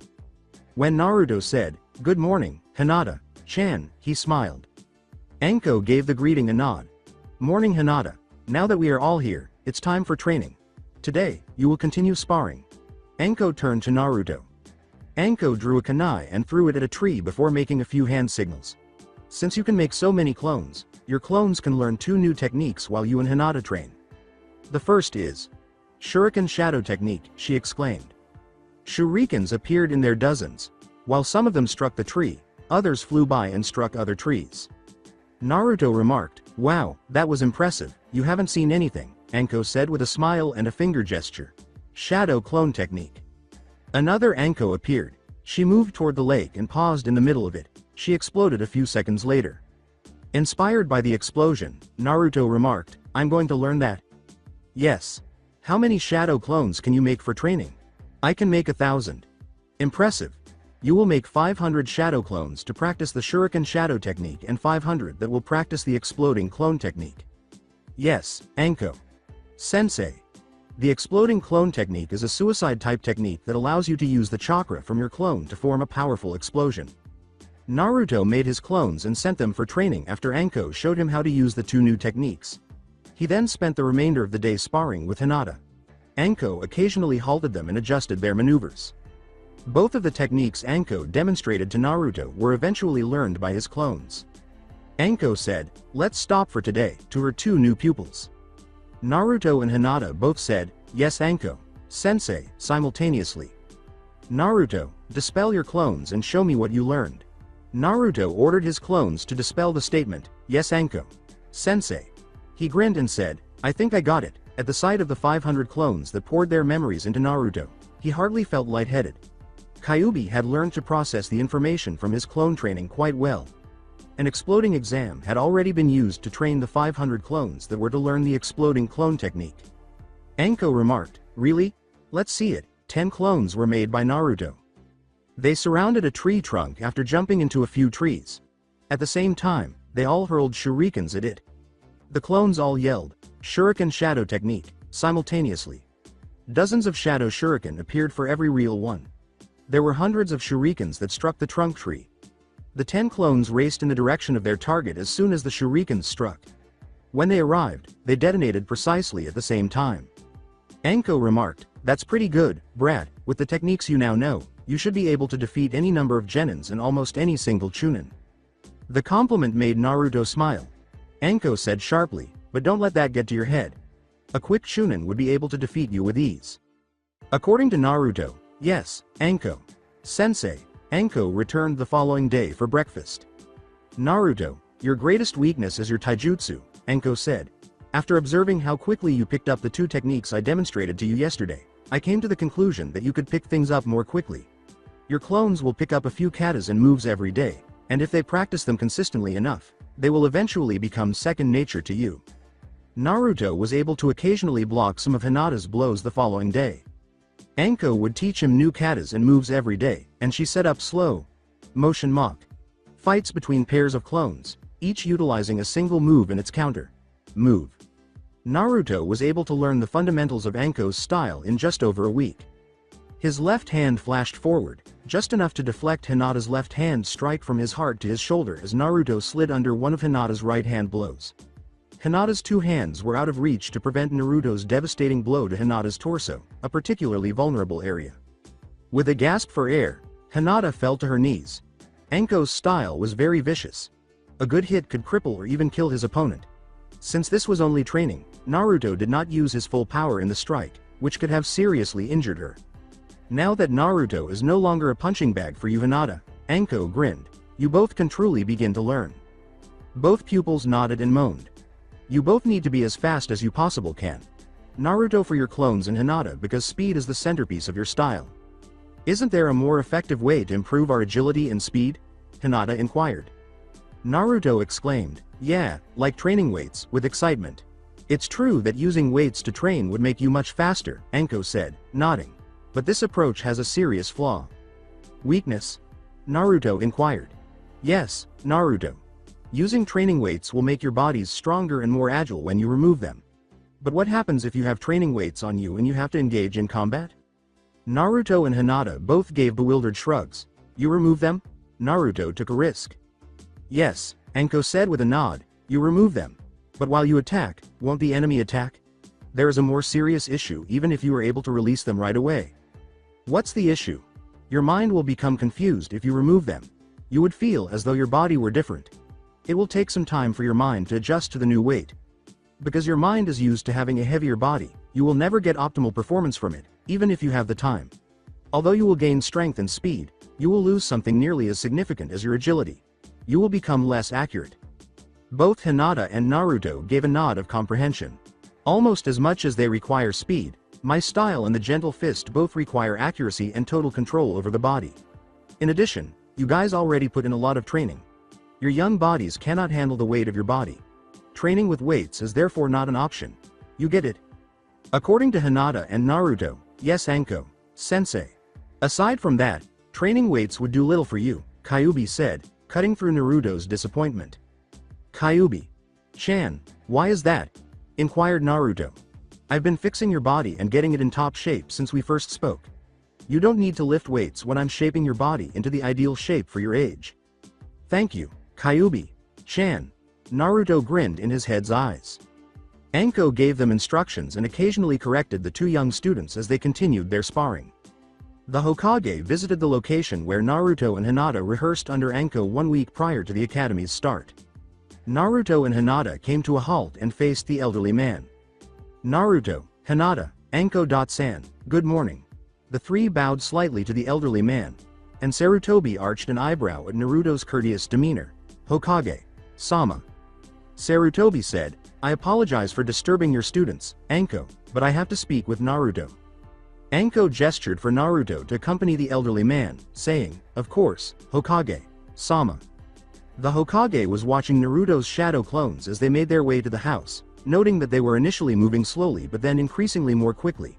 He noted, and that's Anko's style. Indeed, Hokage-sama. Naruto answered, it was kindly taught to me and Hinata by Anko, sensei. And the clones of shadows? Where did you find out? That is an advanced technique that is prohibited. Because there is a chance of chakra exhaustion, it is extremely risky to perform. Yes, I know Hokage-sama, a friend taught it to me. A friend, moaned the Hokage. After entering the house, Naruto made a clone without any hand seals and in a casual manner. That's a pretty impressive skill. Thank you. The technique is now second nature to me because I've performed them so many times, Naruto said. Naruto spent some time discussing his training with Anko with the Hokage after the clone returned with some tea. After a while, the Hokage said, Naruto, may I inquire why you are so courteous? You referred to me as, old man. A few weeks ago. I'm Hokage-sama now, what was different? I raised myself, you know. I was ignorant of a lot of things, including common courtesy, social customs, and my rudeness toward the village leader. My friend taught me about these topics. I see. Regarding your friend, I have a few inquiries. My pal? Naruto inquired. Yes, Naruto. You learned all of these things from your friend. Naruto said, the Kyuubi, following a protracted silence.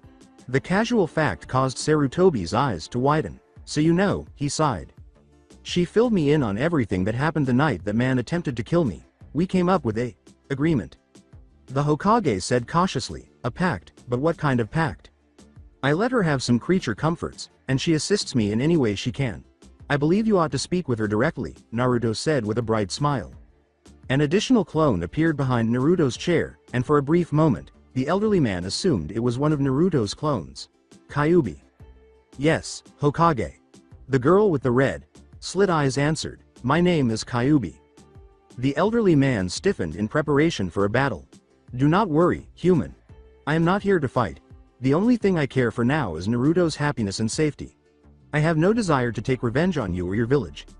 And even if I were, I am not capable of hurting you. I am only a clone and I can only come into existence if Naruto allows it. Is that true, Naruto? Yes, Naruto said, I have total control over her ability to manifest. The Hokage began to speak slowly, Naruto. You cannot trust her, she is a demon. In the chair beside Naruto, the demon sat idly. What is that supposed to mean, human? Sarutobi turned to face Naruto and said, you are a malevolent Biju. They're dangerous creatures.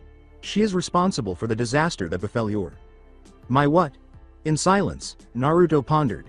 As the Hokage went on, our village over a decade ago, she killed many of our people. Kyuubi retorted, how fast you are to blame. Ninja of Konoha. You, who murder the innocent for gold. Had your ninja not tried to bind me to their will, this would not have happened. Bind you? Indeed. According to the Hokage, that's not possible. You're lying, he growled. The reply from Kyuubi was, I assure you, I am speaking the truth. That can't be. I would have known. Perhaps the fourth kept it secret. Shaking his head, Sarutobi asked, the Yondaime? No, he would never have done such a thing. Kyuubi shrugged and said, perhaps, but you could be wrong. Perhaps it was a rogue faction of your village. It might even be that those who attacked me were only pretending to be Konoha ninja. However, I doubt it. After their failed attempt, they retreated to Konoha. I see. Is this why you attacked the village? Kyuubi gave a nod. Such offense demanded retribution. The Hokage questioned incredulously, so all that death and destruction was because you felt offended? Do you not seek revenge if an enemy village attacks you or something that is under your control? You ought to be grateful that I showed your village the consideration that put me in this predicament. Charm? The elderly man inquired sourly. You call your outbursts of kindness? How many people died, do you know? Stupid human. Only the Yondaime, the village chief, is accountable for their demise. Don't blame me, blame him. What? Outraged, the elderly man declared, he was a hero who gave his life for this village. He was a fool, sneered Kyuubi. In a quiet voice, Naruto said, Kyuubi-chan, are you sure this is wise? Are you not too aggressive? No, this is the best approach to handle him. What? I will not have you insulting him, the enraged Hokage said. Tell me about humans. What would you do if you knew that your house on a riverbank would flood in 3 days?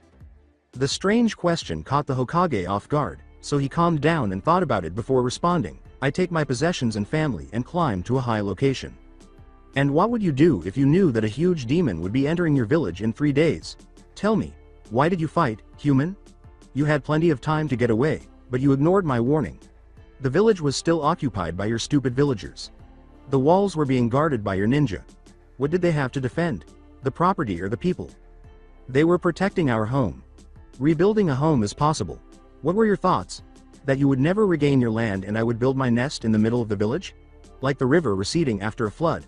I would have left after destroying a portion of your property. Do you really believe that fighting with annoying people was the only productive thing I could have done? We had to keep Konoha safe, Sarutobi said. I won't talk about it anymore if you say so. The past cannot be altered, so that is the past. Both the present and the future should be discussed.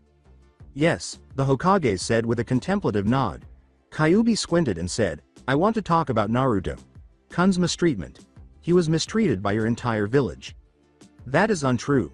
The Hokage protested feebly, not all the villagers are like that. You are right, of course. Not all of them. Naruto always received kindness from the ramen stand owner and his daughter. Anko is a good sensei, and Hinata is a good friend. You have occasionally assisted Naruto as well. Several of them are neutral toward Naruto, if we may use that term, but that's all. Although they don't hurt him, they've never made an effort to shield or assist him. The minuscule minority is this one. The other villagers do everything in their power to hurt or disparage him. I had to rid Naruto of his poisons from the moment I was imprisoned inside him. I had to mend the wounds caused by the abuse of adults, the bullying of other kids, and the wounds of those who would harm or kill him. I had to repair the damage caused by starvation and inadequate nourishment. I will not put up with such mistreatment any longer.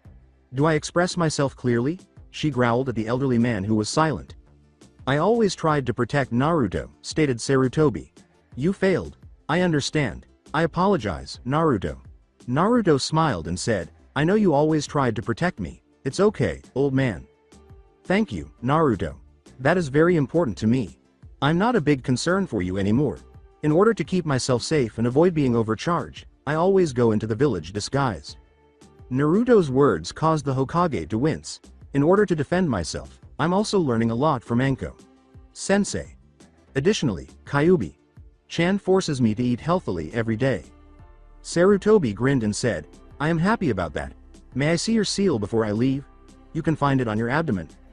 With a nod, Naruto presented the old man with the seal. After examining it closely for a few moments, the Hokage nodded and said, the seal remains the same. Please, Naruto, don't tell anyone you don't have the utmost trust that you can communicate with Kyuubi and that she can manifest. You would seriously endanger yourself if you did. You get it? Of course, Hokage. Sama. All right. I have a lot of paperwork to sign, so I'll take my leave now, the Hokage said. Greetings, Kyuubi-san, Naruto. Hokage. Sama. Naruto remarked, that went surprisingly well. Indeed, Kyuubi concurred, I think the Hokage will still protect you, but he will have Anko watch over you. And you? Inquired Naruto. He believed me to be some kind of mindless, bloodthirsty monster bent on destroying his village, but I think I was able to persuade him that I didn't mean any serious harm to it. Naruto made dinner for 3 people after Anko left earlier that day, and as they ate, Kyuubi and Naruto told Hinata about their talk with the Hokage. They retired to the bedroom, where Kyuubi was on one side of Hinata and Naruto took her in his arms, kissing her shoulder. Kyuubi, do you believe the elderly man will tell Anko about you?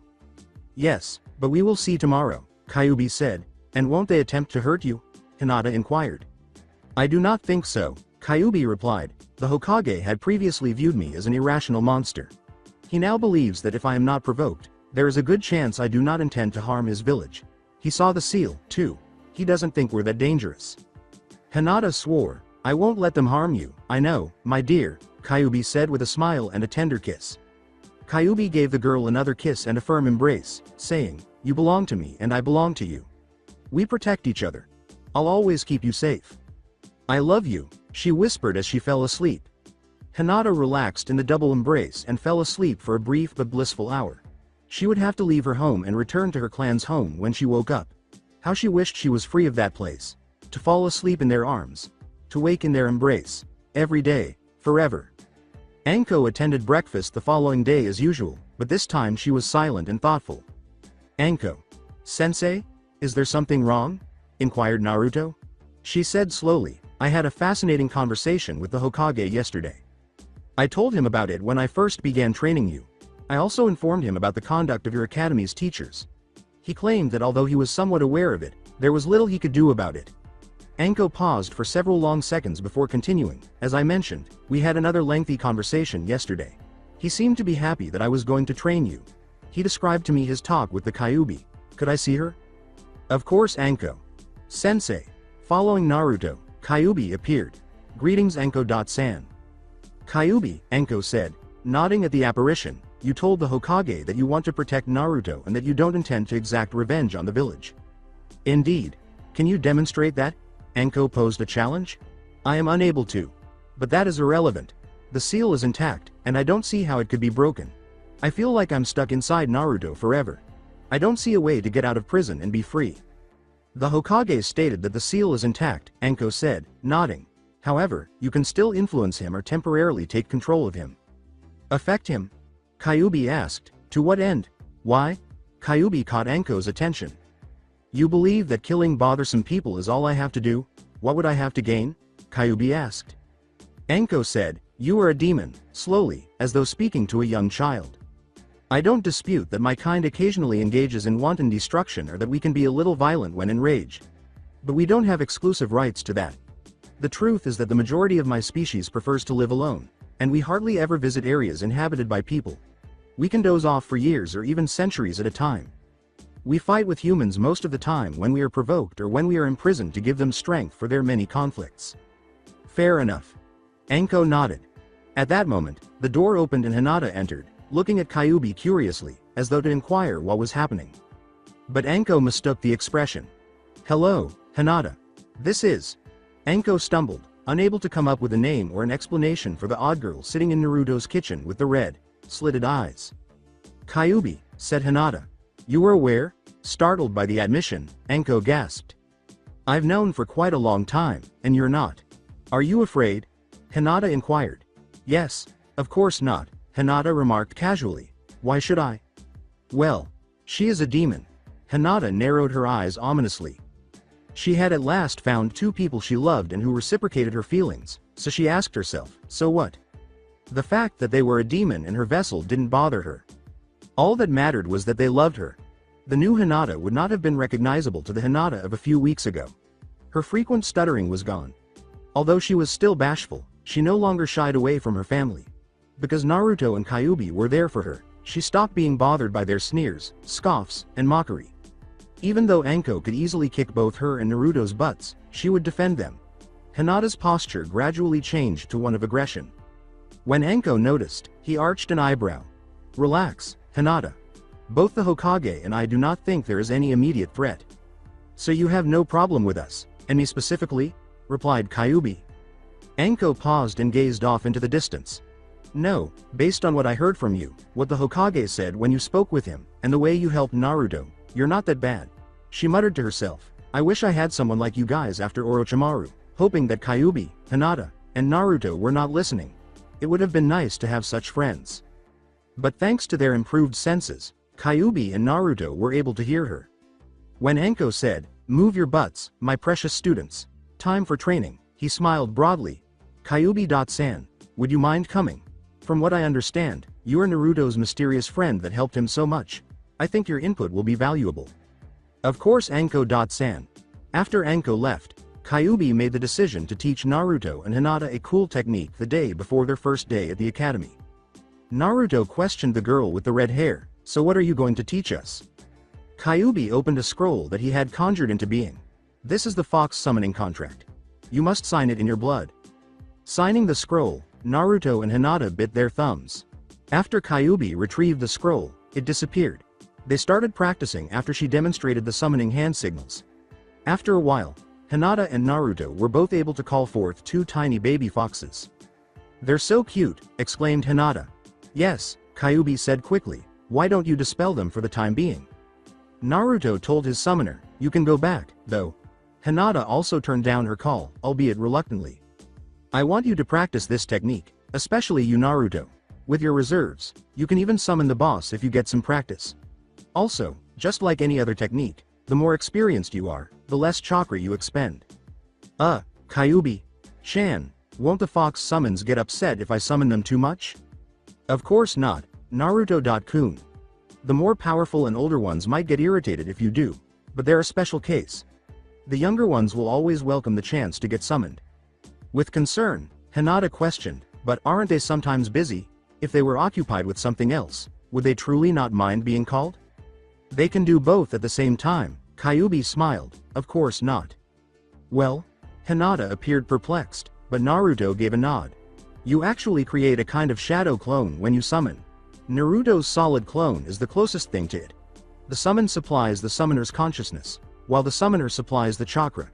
Similar to Naruto's clones, the summon's memory is returned to its source when it is dispelled. In particular, younger summons take pleasure in their experiences in this world. You see, calling them too frequently is not a concern. I would like you to assign them to guard the property and call them in each day. That doesn't sound like fun, Hinata said. I can see them coming here for adventures or for having fun, but I can't really see them doing something as boring as guard duty. That's true, Kyuubi said with a smile and a nod. But Naruto can afford to buy them food because he works so many jobs. I can guarantee you that most summons place a high value on these kinds of mutually beneficial relationships. On the first day of academy, Naruto and Hinata arrived simultaneously.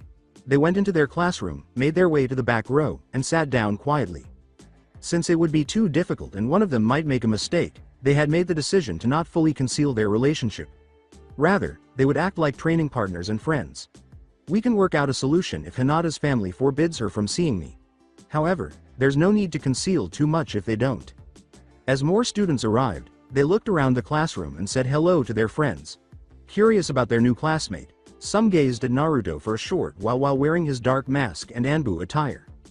A dark-haired boy, however, continued to draw the attention of the majority of the girls and one or two of the guys. The classroom was filled with two chunin. Good morning, class. I am Amino Iruka and I will be your sensei this year. This is Toji Mizuki, my assistant.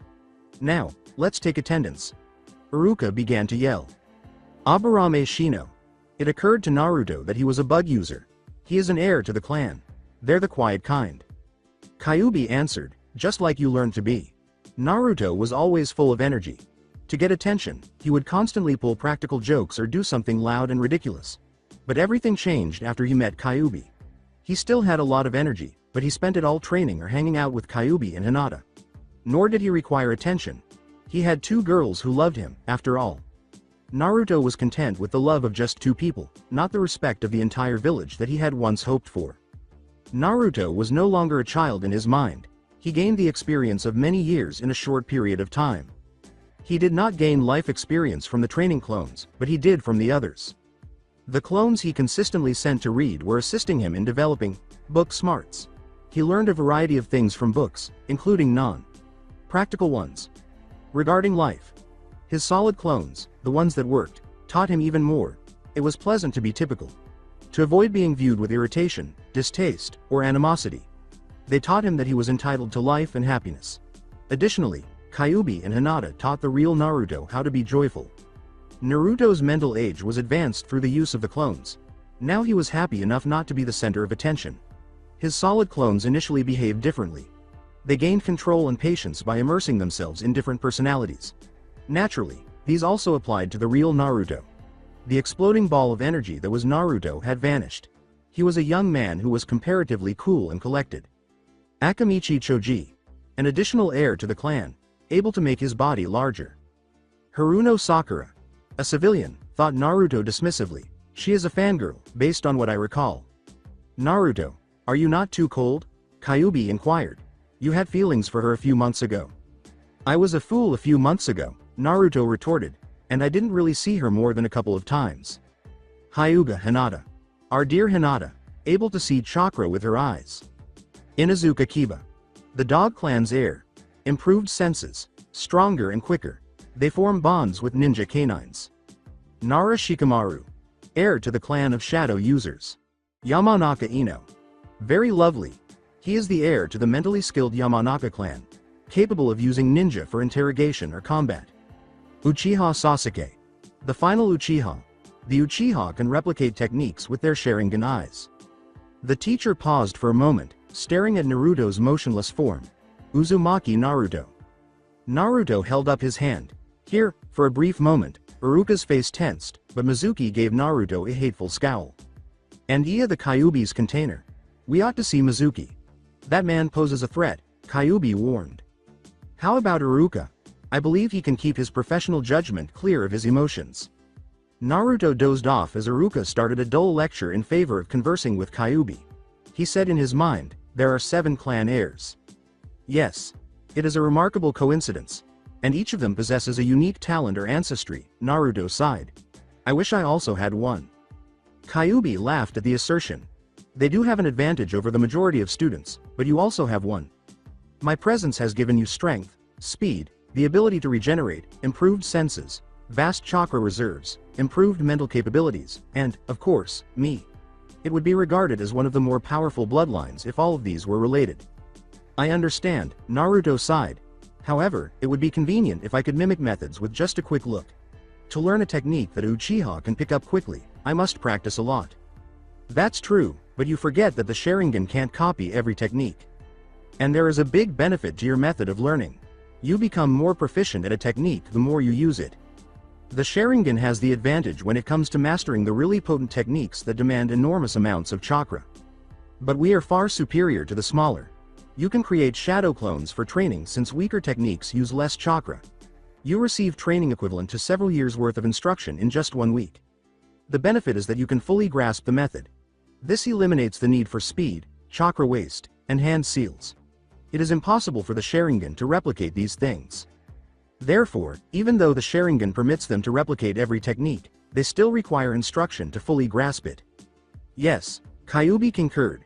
You won't be able to learn as many Air S-ranked techniques as a Uchiha can because they typically require a lot of chakra. But you might be able to become proficient at some of them and master others. Your strength is in applying techniques more effectively, not in mastering a lot of them. X. Naruto's class met at the academy's training grounds at noon. To get the students' attention, Iruka yelled, "We'll have a few spars to gauge your skill, first."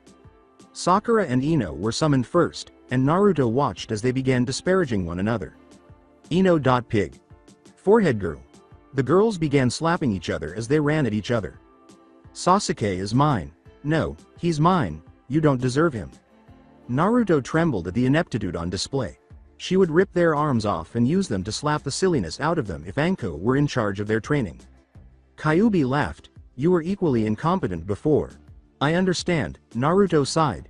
"At least I didn't have any qualified instructors at the academy who were willing to teach me, they did." Iruka halted the game 2 minutes later and summoned 2 additional pupils. Naruto remarked, "Well, these guys aren't much better than Sakura and Ino." Next, Shikamaru and Choji, Iruka informed them. Shikamaru had an irritated look on his face while Choji was eating chips as the 2 boys faced one another. "I give up," said Shikamaru. "What, why?" Iruka questioned in confusion. "You haven't even started." "It's too troublesome," Shikamaru put in response. "Very well," sighed Iruka. The Nara clan was known for both their intelligence and their sloth. The teacher then summoned another girl and Hinata. Hinata only defended herself from the girl's weak attempts at punches and kicks. She did not attack.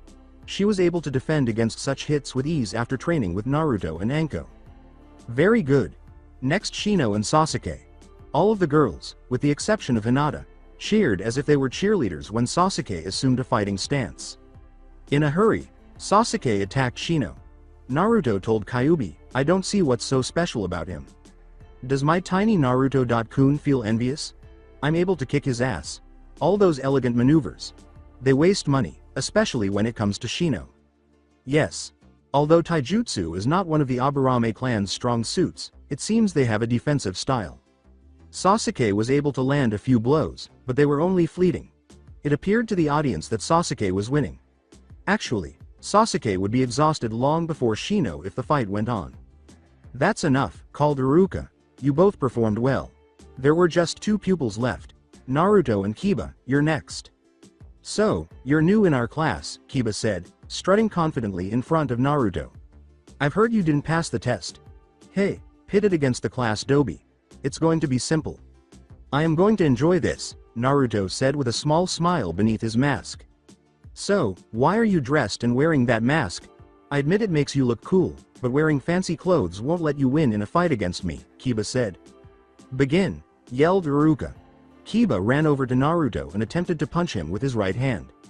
After flashing forward, Naruto's right hand grabbed Kiba's wrist, diverting the blow, and jerking backwards, unbalancing Kiba's body. As the boy began to fall forward, Naruto stepped backwards and drove his knee in his gut, causing Kiba to drop to his knees and gasp. "Very good, Naruto," Iruka remarked, looking impressed. "That's all for today," she said. "We'll have a test of weapons throwing tomorrow." Ignoring the other kids' looks and murmurs, Naruto nodded and made his way to a beaming Hinata. What was the purpose of that? A few minutes later, when they were by themselves, Naruto asked Hinata. "In our class, Shino, Kiba, and Sasuke are regarded as the best fighters." They were taken aback by how easily he was defeated, Hinata said. "I understand. How about you? Among the strongest, aren't you?" "Between the girls, Sakura and Ino have the highest scores." "What? You were stronger than those 2 even before we began training."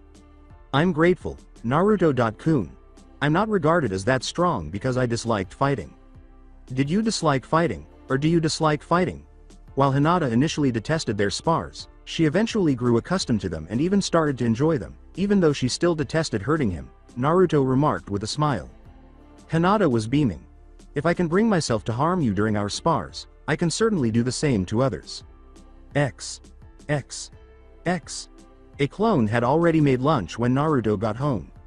While Anko was away on a mission, Naruto continued his training, primarily completing the techniques that Anko taught him.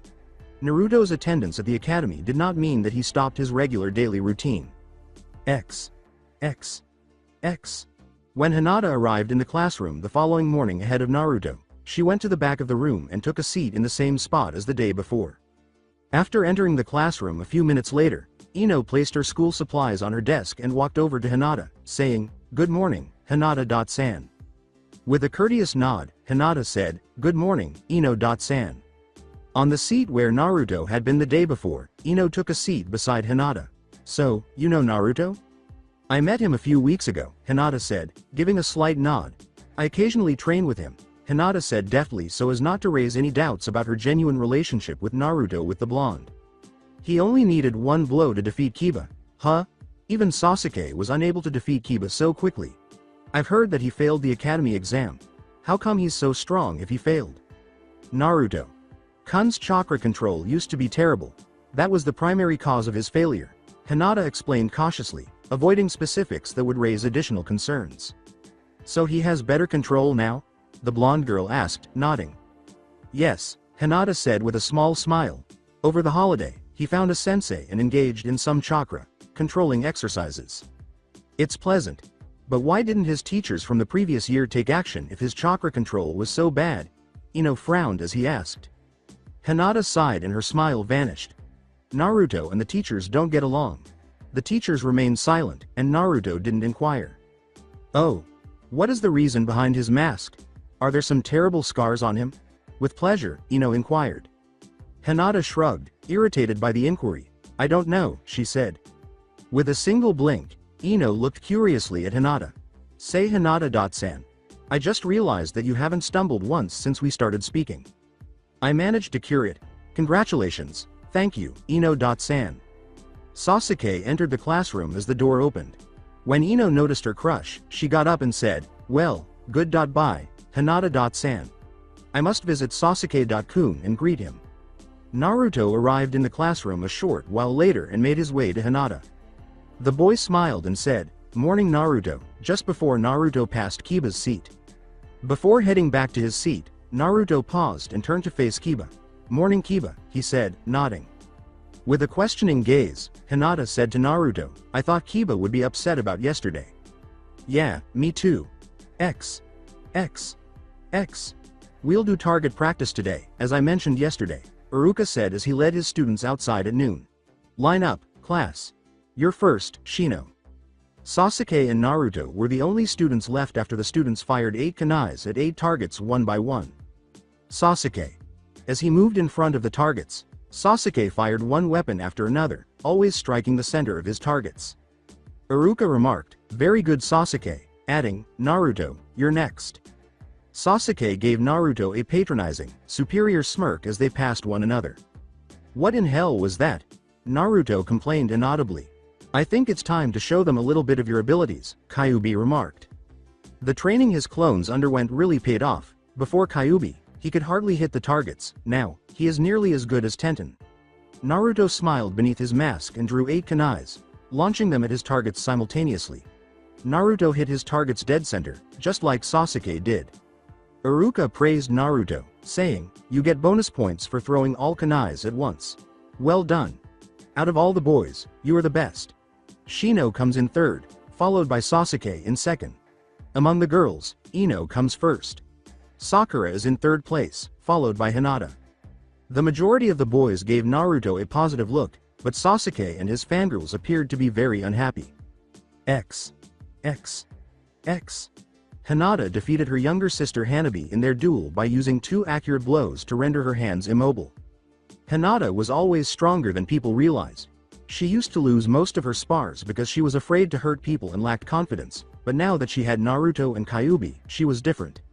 She hurt Naruto a lot in their spars, and he hurt her too, but she accepted this as a necessary part of their development. Now, when she fought her younger sister, she didn't hold back as much as she used to. Previously, she only defended. Poorly. Now, she applied her lessons with Naruto and Anko. She still hated hurting Hanabi, but she made herself do it, even though she always took care to hurt her sister as little as possible. "That's enough," said Heishi, "you can go rest, Hanabi." Before she left, Hanabi gave her sister an unreadable look and a small bow to her father. Hinata. "Yes, Dad? I'm happy you were able to start demonstrating your full potential at last. Your academy teachers also say you progressed from your last year," Heishi said, going silent for a few long moments. "You have also grown up from your shyness." "Thank you, Father," Hinata said courteously. She would have been ecstatic to hear her father's praise before meeting Naruto, but she felt a strange mixture of joy and emptiness. "You even made a friend, I know that. Naruto Uzumaki." "Yes, Dad. Before the academy began, I got to know him.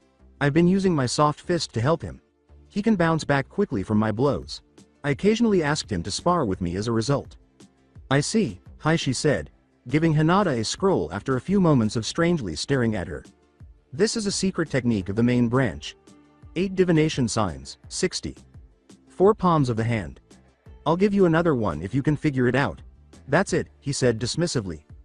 X. The following morning, Hinata got ready, grabbed her scroll, and went to Naruto's house, where he would be since it wasn't a school day. Hinata went inside and made her way to the bedroom, but oddly, there were no clones training. Naruto.kun? Kyuubi-chan? "Good morning, Hinata-chan," she said, while Kyuubi was awake and Naruto was asleep. "Greetings, Kyuubi-chan. Does Naruto have a good feeling?" With concern, Hinata inquired. "Usually, he's awake by now." "He's fine, don't worry," Kyuubi smiled, adding that he was simply exhausted. "I woke him just long enough to get his solid clones to go to work before he dozed off once more." "Oh, did you once more train him until he was exhausted?" Hinata inquired. With a lustful smile, Kyuubi remarked, "Well, he didn't train, but I certainly exhausted him." "Oh," blushing, Hinata said. Kyuubi patted the bed hospitably, saying, "He won't be waking too early, come on in." Hinata undressed and crouched beside Kyuubi, wearing nothing but a bra and underwear. Kyuubi rolled over Hinata and trailed kisses to the girl's breasts after kissing her and caressing her back with one hand. "You're too dressed," she whispered as she came across the bra. X. Anko walked into Naruto's house and went to the kitchen, saying, "I'm back, brat. Naruto, after I'm through with you, we'll see if you ever decide to skip on your training," Anko said, looking around but finding no one. She shrugged, relishing the thought that her student had chosen to relax the day she returned from her mission. After heading to the bedroom and opening the door, she was so taken aback by what she saw that she forgot what she had been thinking. She started to say something but stopped, shrugged, and watched with interest as the scene before her played out. Kyuubi lifted her head from the girl's legs as Hinata finally trembled with relief. "Did you like it?" Without turning around, the demon asked. "Yes, absolutely. Now, wake the brat," Anko replied with a smile. "I'm starving." X. After sending 2 clones to make breakfast after waking up, Naruto kissed Kyuubi in the red-faced Hinata and said, "I see you had a good morning." After putting her head on Naruto's chest and grinning, Hinata sighed a minute later and said, "I had another spar with Hanabi." "I understand. What was said by your father, he was happy with my development," she remarked sorrowfully. "He cares more about the bloody clan than he cares about his daughters." Hinata gave the girl a gentle shoulder kiss as Kyuubi's hand slithered around her. "Perhaps he loves you in his own way. He needs a strong heir because he is the head of a strong clan.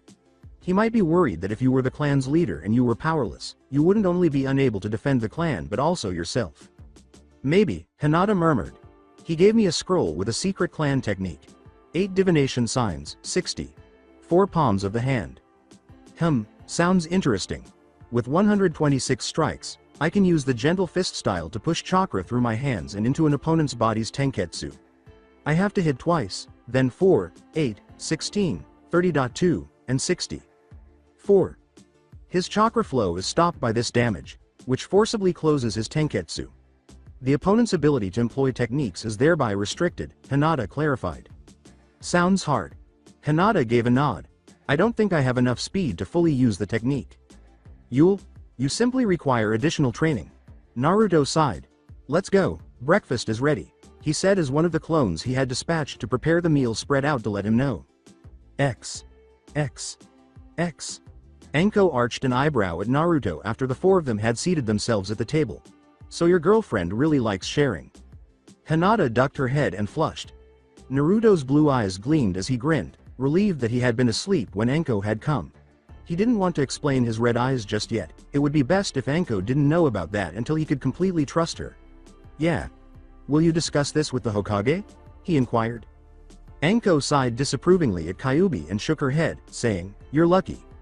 If I did, the old pervert might die on us. She sighed and remarked, If only Kurenai-chan were as honest about things like this as Hinata. They went outside after eating. So, why in the world aren't your clones training? Anko inquired. I took a quick break because I had already mastered what you had taught me. The Shuriken Shadow clone technique is something I've already mastered. I've also mastered the technique of exploding clones. And until I was unable to learn any more from them, I trained in your fighting style. I need more katas, movements, or a sparring partner who isn't me in order to advance in it. I understand. Your taijutsu will be on par with mine in a few weeks if we continue in this manner. The compliment made Naruto smile. In theory, she went on, you are not strong or quick enough in real life. You don't have my experience either. The experience of real combat cannot be replaced by training. You get it? She went on. Remember that many ninja die when they become overconfident. After Naruto nodded. A Junin or a Chunin who knew your weakness would not have much trouble with you, even though you might be strong for a child your age. When we fight, keep in mind that you can hardly hit me. You got it, brat. Yes, Anko-sensei, Naruto said after giving a sober nod. Good, Anko said. Now, make 500 clones, she instructed Naruto. The shadow clone that Anko created said to the 500 clones, you guys are with me, and we're going to continue with taijutsu. After the crowd had dispersed, Anko went on, I'm going to teach you another ninjutsu, Naruto. It's the body flicker technique, which is a D-ranked technique. One of the fundamental ninjutsu techniques is the body flicker technique. You can suddenly attack or retreat because it allows you to appear and vanish in an instant. You can conceal your appearance or disappearance by using surrounding objects, such as leaves. Can you now explain how you can modify this technique to fit your fighting style? Yeah, Naruto replied dreamily. The most obvious is that if my clones use this technique, they can body flicker to quickly get near an enemy and explode or do other things. After nodding and explaining the procedure, Anko said, good, adding, now, make 500 more clones and put them to work. And you too. Anko scowled thoughtfully as the new clones left. Interrupting the special Junin, Hinata said, Anko. Sensei, my father gave me a scroll on a family technique. 8 divination signs, 60. 4 palms of the hand. Really?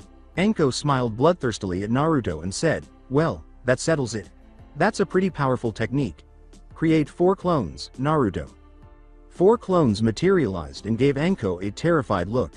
With an innocent smile, Anko said to Naruto, you'll be Hinata's practice dummy, since this technique needs a live target if Hinata wants to learn it fast. Okay, said Naruto obediently. Wondering what Anko had in store for them, the 4 clones shifted uneasily. What about us? One of them was able to inquire. Today, you will serve as my personal servants. Anko looked at the demon and said, and Kyuubi's. Yes. The clones all yelled at once and ran in the direction of the house. Anko stated, this technique is pretty hard, which means that you will remain a helpless target until Hinata starts to understand its fundamentals. You understand? She questioned Naruto. As Naruto sighed, defenseless target, got it. I'm sorry, Naruto-kun, Hinata said, lowering her gaze. There's nothing to be sorry for, Naruto said, lifting her chin and kissing her quickly. If you do, you'll need to give me something when we're done training, shall we? Silently, he said. Yes, Naruto-kun, she replied with a radiant smile. If you are through with the touchy moment, get to work, said Anko. Yes, Anko. Sensei. As Naruto got ready, Hinata assumed a fighting stance. Hinata hurried over to Naruto and said, 8 divination signs, 60. 4 palms of the hand, 2. Only 2, Anko remarked, observing the unsuccessful method, this will take a while. A table, 2 bowls of food, and 2 comfortable armchairs were brought back by the 4 clones that ran through the house 15 minutes later. Both sat in the armchairs and sighed with pleasure as 2 clones began to rub their shoulders, while 2 more were feeding the 2 girls slices of fruit. Anko looked at Kyuubi, but the red-haired girl shrugged. Once again, Naruto fell prey to Hinata's technique. glaring angrily at the clones who were enjoying their work because it was definitely better than being beaten by Hinata. The clones grinned cheekily and carried on with their work. Hinata was working on the second level of the technique after successfully finishing the first by the end of the day. Announcing, "You need more speed," Anko said. "What must I accomplish?" Hinata inquired. "Train more," shrugged Anko. For another test, Naruto's class was once more taken outside. "Thank goodness it wasn't another written exam," Naruto said. "Especially now that all the questions were too simple, those were the most tedious." Iruka yelled, "Students, please remain silent and form a line." As they contemplated what new test they needed to pass, the kids froze. As his students gazed at him with curious expressions, Iruka nodded in satisfaction. "Today we'll have an obstacle track. Your mission is to find Mizuki, who is in a position approximately 2 kilometers in that direction, Iruka told you." Iruka fell silent for a long time after saying, "Remember that there are numerous traps between here and your objective. Go," he said. On a direct route to their destination, a few of the students dashed into the forest. Naruto, Sasuke, Kiba, Shino, and Hinata were among them. Others chose a slightly different route in the hopes of avoiding more obstacles on their detour. Shikamaru was the only one left. Iruka scowled at his most lethargic pupil. "Shikamaru, I said go." The sluggish boy sighed and walked slowly into the tree line. "Yes, sensei," he said. His words were, "This is so troublesome," muttered. Naruto created 10 clones with a hand gesture and sent them ahead as soon as he entered the forest. Her Byakugan active, Hinata, hurried over to Naruto and landed behind him. They were the first to locate Mizuki because of Hinata's eyes and Naruto's clones. As one clone located him in a clearing and dispelled itself, the professor arched an eyebrow. Naruto and Hinata showed up shortly after. Even though Hinata was having trouble breathing, Naruto didn't seem to mind. With a courteous nod, Naruto said, "Sensei, are we the first to find you?" After a few moments of staring at the boy, Mizuki nodded. He wrote something on a notebook and said, "Yes, Uzumaki, you are the first," in a neutral tone. After giving a nod, Naruto went to sit on a tree stump. Sitting beside him, Hinata continued to breathe heavily. Sasuke landed in the clearing a minute later, grinning superiorly. When he saw Naruto and Hinata sitting on the tree stump, he grimaced and clenched his teeth. Kiba and Akamaru dashed into the clearing just as he appeared to be about to speak to them. Faking indifference, Sasuke relaxed and laid his back against a tree. Next was Shino. A few more pupils showed up. Emerging into the clearing, Iruka made her way toward Mizuki. Shikamaru unexpectedly trailed Sakura and Ino. After congratulating Sasuke on his victory, the two girls went to him. Sasuke ignored them as his face grew gloomy. All of the students showed up a few minutes later. Iruka turned to his pupils. The fangirls were shocked when they heard, "You did very well. Now, for the rankings." Naruto and Hinata were the first to arrive. Iruka paused briefly before continuing, but was interrupted by a shout of indignation. The second to arrive was Sasuke and the third was Kiba. Sakura scowled at the two people who were observing the action and asked, "Why are Naruto and Hinata first? Why isn't Sasuke first?" Hinata wore the superior, an interesting face of Hyuga. Hinata would have stumbled an apology in front of the pink-haired girl a few months ago. The girl doesn't give a damn about what she thinks because of Naruto. Her universe was Kyuubi and Naruto, and she refused to be intimidated by someone who disdained Naruto's skills, which he had honed to the point of exhaustion. Conversely, Naruto simply rolled his eyes beneath his mask. "It's unbelievable that I once liked her," he reflected. "Does she believe that Sasuke is a god?" "Yeah," another fangirl replied. "Sasuke is the best. They must have cheated." Another of the girls said, "Sensei, I saw Naruto create some sort of clones. I think they were solid." Sakura glared at Hinata and pointed a finger accusingly. "Yeah," and Hinata used her eyes to see the traps. And unlike Sasuke, who completed his mission by himself, they teamed up. "It's not fair. They cheated." Almost every girl nodded in disapproval of Naruto. However, the boys had had enough of fangirls. Kyuubi's ability to control his temper pleased Naruto. For the most part, yes. Even though he still had issues, he was now only amused by this. "Iruka. Sensei never said that we are forbidden from working together," he calmly replied. He also said nothing about forbidding the use of ninjutsu or bloodline limits. The girls started complaining. "Quiet," Iruka yelled. Naruto gave the man a curious glance. Naruto was certain that his old instructors would have concurred with Sakura if this had occurred a year earlier. Even though Naruto sensed Mizuki's secret hatred, he and Iruka treated Naruto with professionalism and coolness. Naruto was clueless as to why they were. Be fair to him. It seemed to him that the Hokage was somehow involved. All Naruto could do was hope they would keep going. When Iruka finally said, "I am very disappointed in you girls," what Naruto said was very true. In fact, we, Leaf Nin, pride ourselves on our teamwork. It is in fact the cornerstone on which our village is built. As Naruto said, "I said nothing about not using your clan techniques, if you have any. If you graduate and become shinobi and kunoichi, you will have to trust your teammates with your life and you must use any advantage to complete your mission, be they bloodline limits, clan techniques or even simple tricks. That is all." Class dismissed. The students started to disperse at Iruka's words, leaving only Sasuke, Naruto, Hinata, Sakura, Ino, and the two teachers. From where he was lying, Sasuke approached Naruto. "Fight me." "Huh?" inquired Naruto. "Fight me," said Sasuke again. The boy in front of Naruto was unknown to him. However, it was evident that Sasuke was not the most stable individual in the area. It appeared that his only concern was strength. It was most likely motivated by retaliation against his extinct clan. In addition to these, Sasuke had the same level of conceit as the whole Hyuga clan combined. Gazing at the boy, Naruto contemplated how to best get rid of the conceited brat. Although he couldn't bear to lose a fight with the boy, Sasuke would most likely continue to visit until Naruto lost. "No," said Naruto. At least he could delay the conflict. "Fight me." I said no. After squinting, Sasuke threw himself at Naruto. Naruto got ready to block the attack, but Hinata hit Sasuke twice, incapacitating his arms, before the two boys could meet. The boy was so taken aback by the unexpected assault that he failed to even attempt to avoid Hinata's subsequent light fist blows, and he collapsed, immobile. The Uchiha gazed at Hinata incredulously, unable to believe that the timid Hyuga girl had rendered him incapable. Sakura and Ino hurried to his side and yelled, "Sasuke-kun," in alarm. Iruka appeared out of nowhere to examine Sasuke. As he did so, the man's lips quirked.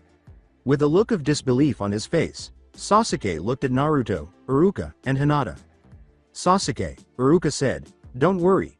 You will recover in a few hours. You know, you didn't have to attack Naruto now to test your skills against his. The next time we have taijutsu spars, I was planning to have you two fight. I guess I should take you to the hospital to check you even if you will recover by yourself. Better safe than sorry." Iruka grabbed Sasuke and they vanished into a fallen leaves. Mizuki left as well. Sakura shot a shady glance at Naruto and Hinata before hurrying toward the hospital. The only people still in the clearing were Ino, Naruto, and Hinata. "Softly, you hurt Sasuke-kun," Ino said. Hinata and Naruto both inclined their heads as though to inquire, "So what?" The blonde made an odd seal with her hand. "You'll pay for hurting Sasuke-kun. Mind-body change technique." As Ino's mind attempted to repress his own, Naruto grinned beneath his mask. Unfortunately for Ino, she was ejected back into her body after failing to overcome Kyuubi's and Naruto's alert and prepared minds. Naruto observed the fallen Ino. Then Naruto grabbed Hinata and vanished in a whirl of leaves. "Had you done a surprise attack, without alerting me, you might have succeeded. Your technique only works on weak, untrained and unprepared minds," Naruto said. When Ino saw the whirl of leaves that Naruto had left behind, she narrowed her eyes. "We'll see about that," she said in a low voice. Naruto found the teacher's lessons too simple now, whereas in past years he had no understanding of them. Until he met Kyuubi, Naruto was always by himself, unlike most kids. Only the Hokage, the owner of the ramen stand, and his daughter were available to respond to his inquiries. But he was too busy eating ramen to ask the latter two anything when he saw them. The Hokage was the only one who responded to some of his inquiries. Unfortunately, he didn't often speak to the old man more than once a month. There were some questions he was able to find answers for, but not enough. Like all kids, Naruto needed a lot of explanations. His mind would have developed if at least kids his age had spoken to him, but they were all told to avoid him. Naruto would have learned a few things if he had been permitted to interact with people on a regular basis, but he was rejected and learned very little. Naruto's mind was stunted because he had no educational source. He was utterly unfamiliar with concepts that were typical for a child his age. His teachers at school disregarded him. As the years went by, Naruto grew accustomed to ignorance. He was hardly able to read, and he only comprehended information when it was slowly explained in very basic terms. His mind was no more developed than a 7-year-old's at the age of 13. Fortunately, his shortcomings were fixed when he met Kyuubi. He was initially instructed to read children's books. All of a sudden, fresh concepts and ideas emerged. Naruto read on. He consulted the dictionary whenever he came across a word that he did not understand. He continued reading after receiving remediation for his basic reading skills, even going so far as to read the dictionary. He hardly ever needed to read something more than once because of Kyuubi's improved mental skills and her ability to appropriately sort the vast amount of information. His intellect expanded rapidly. The working clones were another factor that aided in his mental growth. These social skills were very beneficial to him. Now that he had a comparatively sharp mind, Naruto was proud to have more theoretical knowledge than some educated shunin. Iruka benefited somewhat from the theoretical lessons, even though Naruto's clones, who studied academy and genin manuals, largely covered them. The practical lessons were the most beneficial. Prior to meeting Kyuubi, Naruto possessed virtually no abilities. Naruto was only skilled at evasion, stealth, and traps, and he only used them when pulling practical jokes.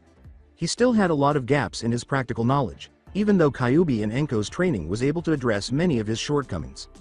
Naruto was learning the things he never had the opportunity to learn because of Iruka's fairness and his recently discovered intelligence. One of the lessons that both Anko and Kyuubi taught Naruto was that shinobi should not flaunt their abilities or draw attention to themselves. That simply meant that he should act as though he was less skilled in some areas, not that he should conceal all of his abilities.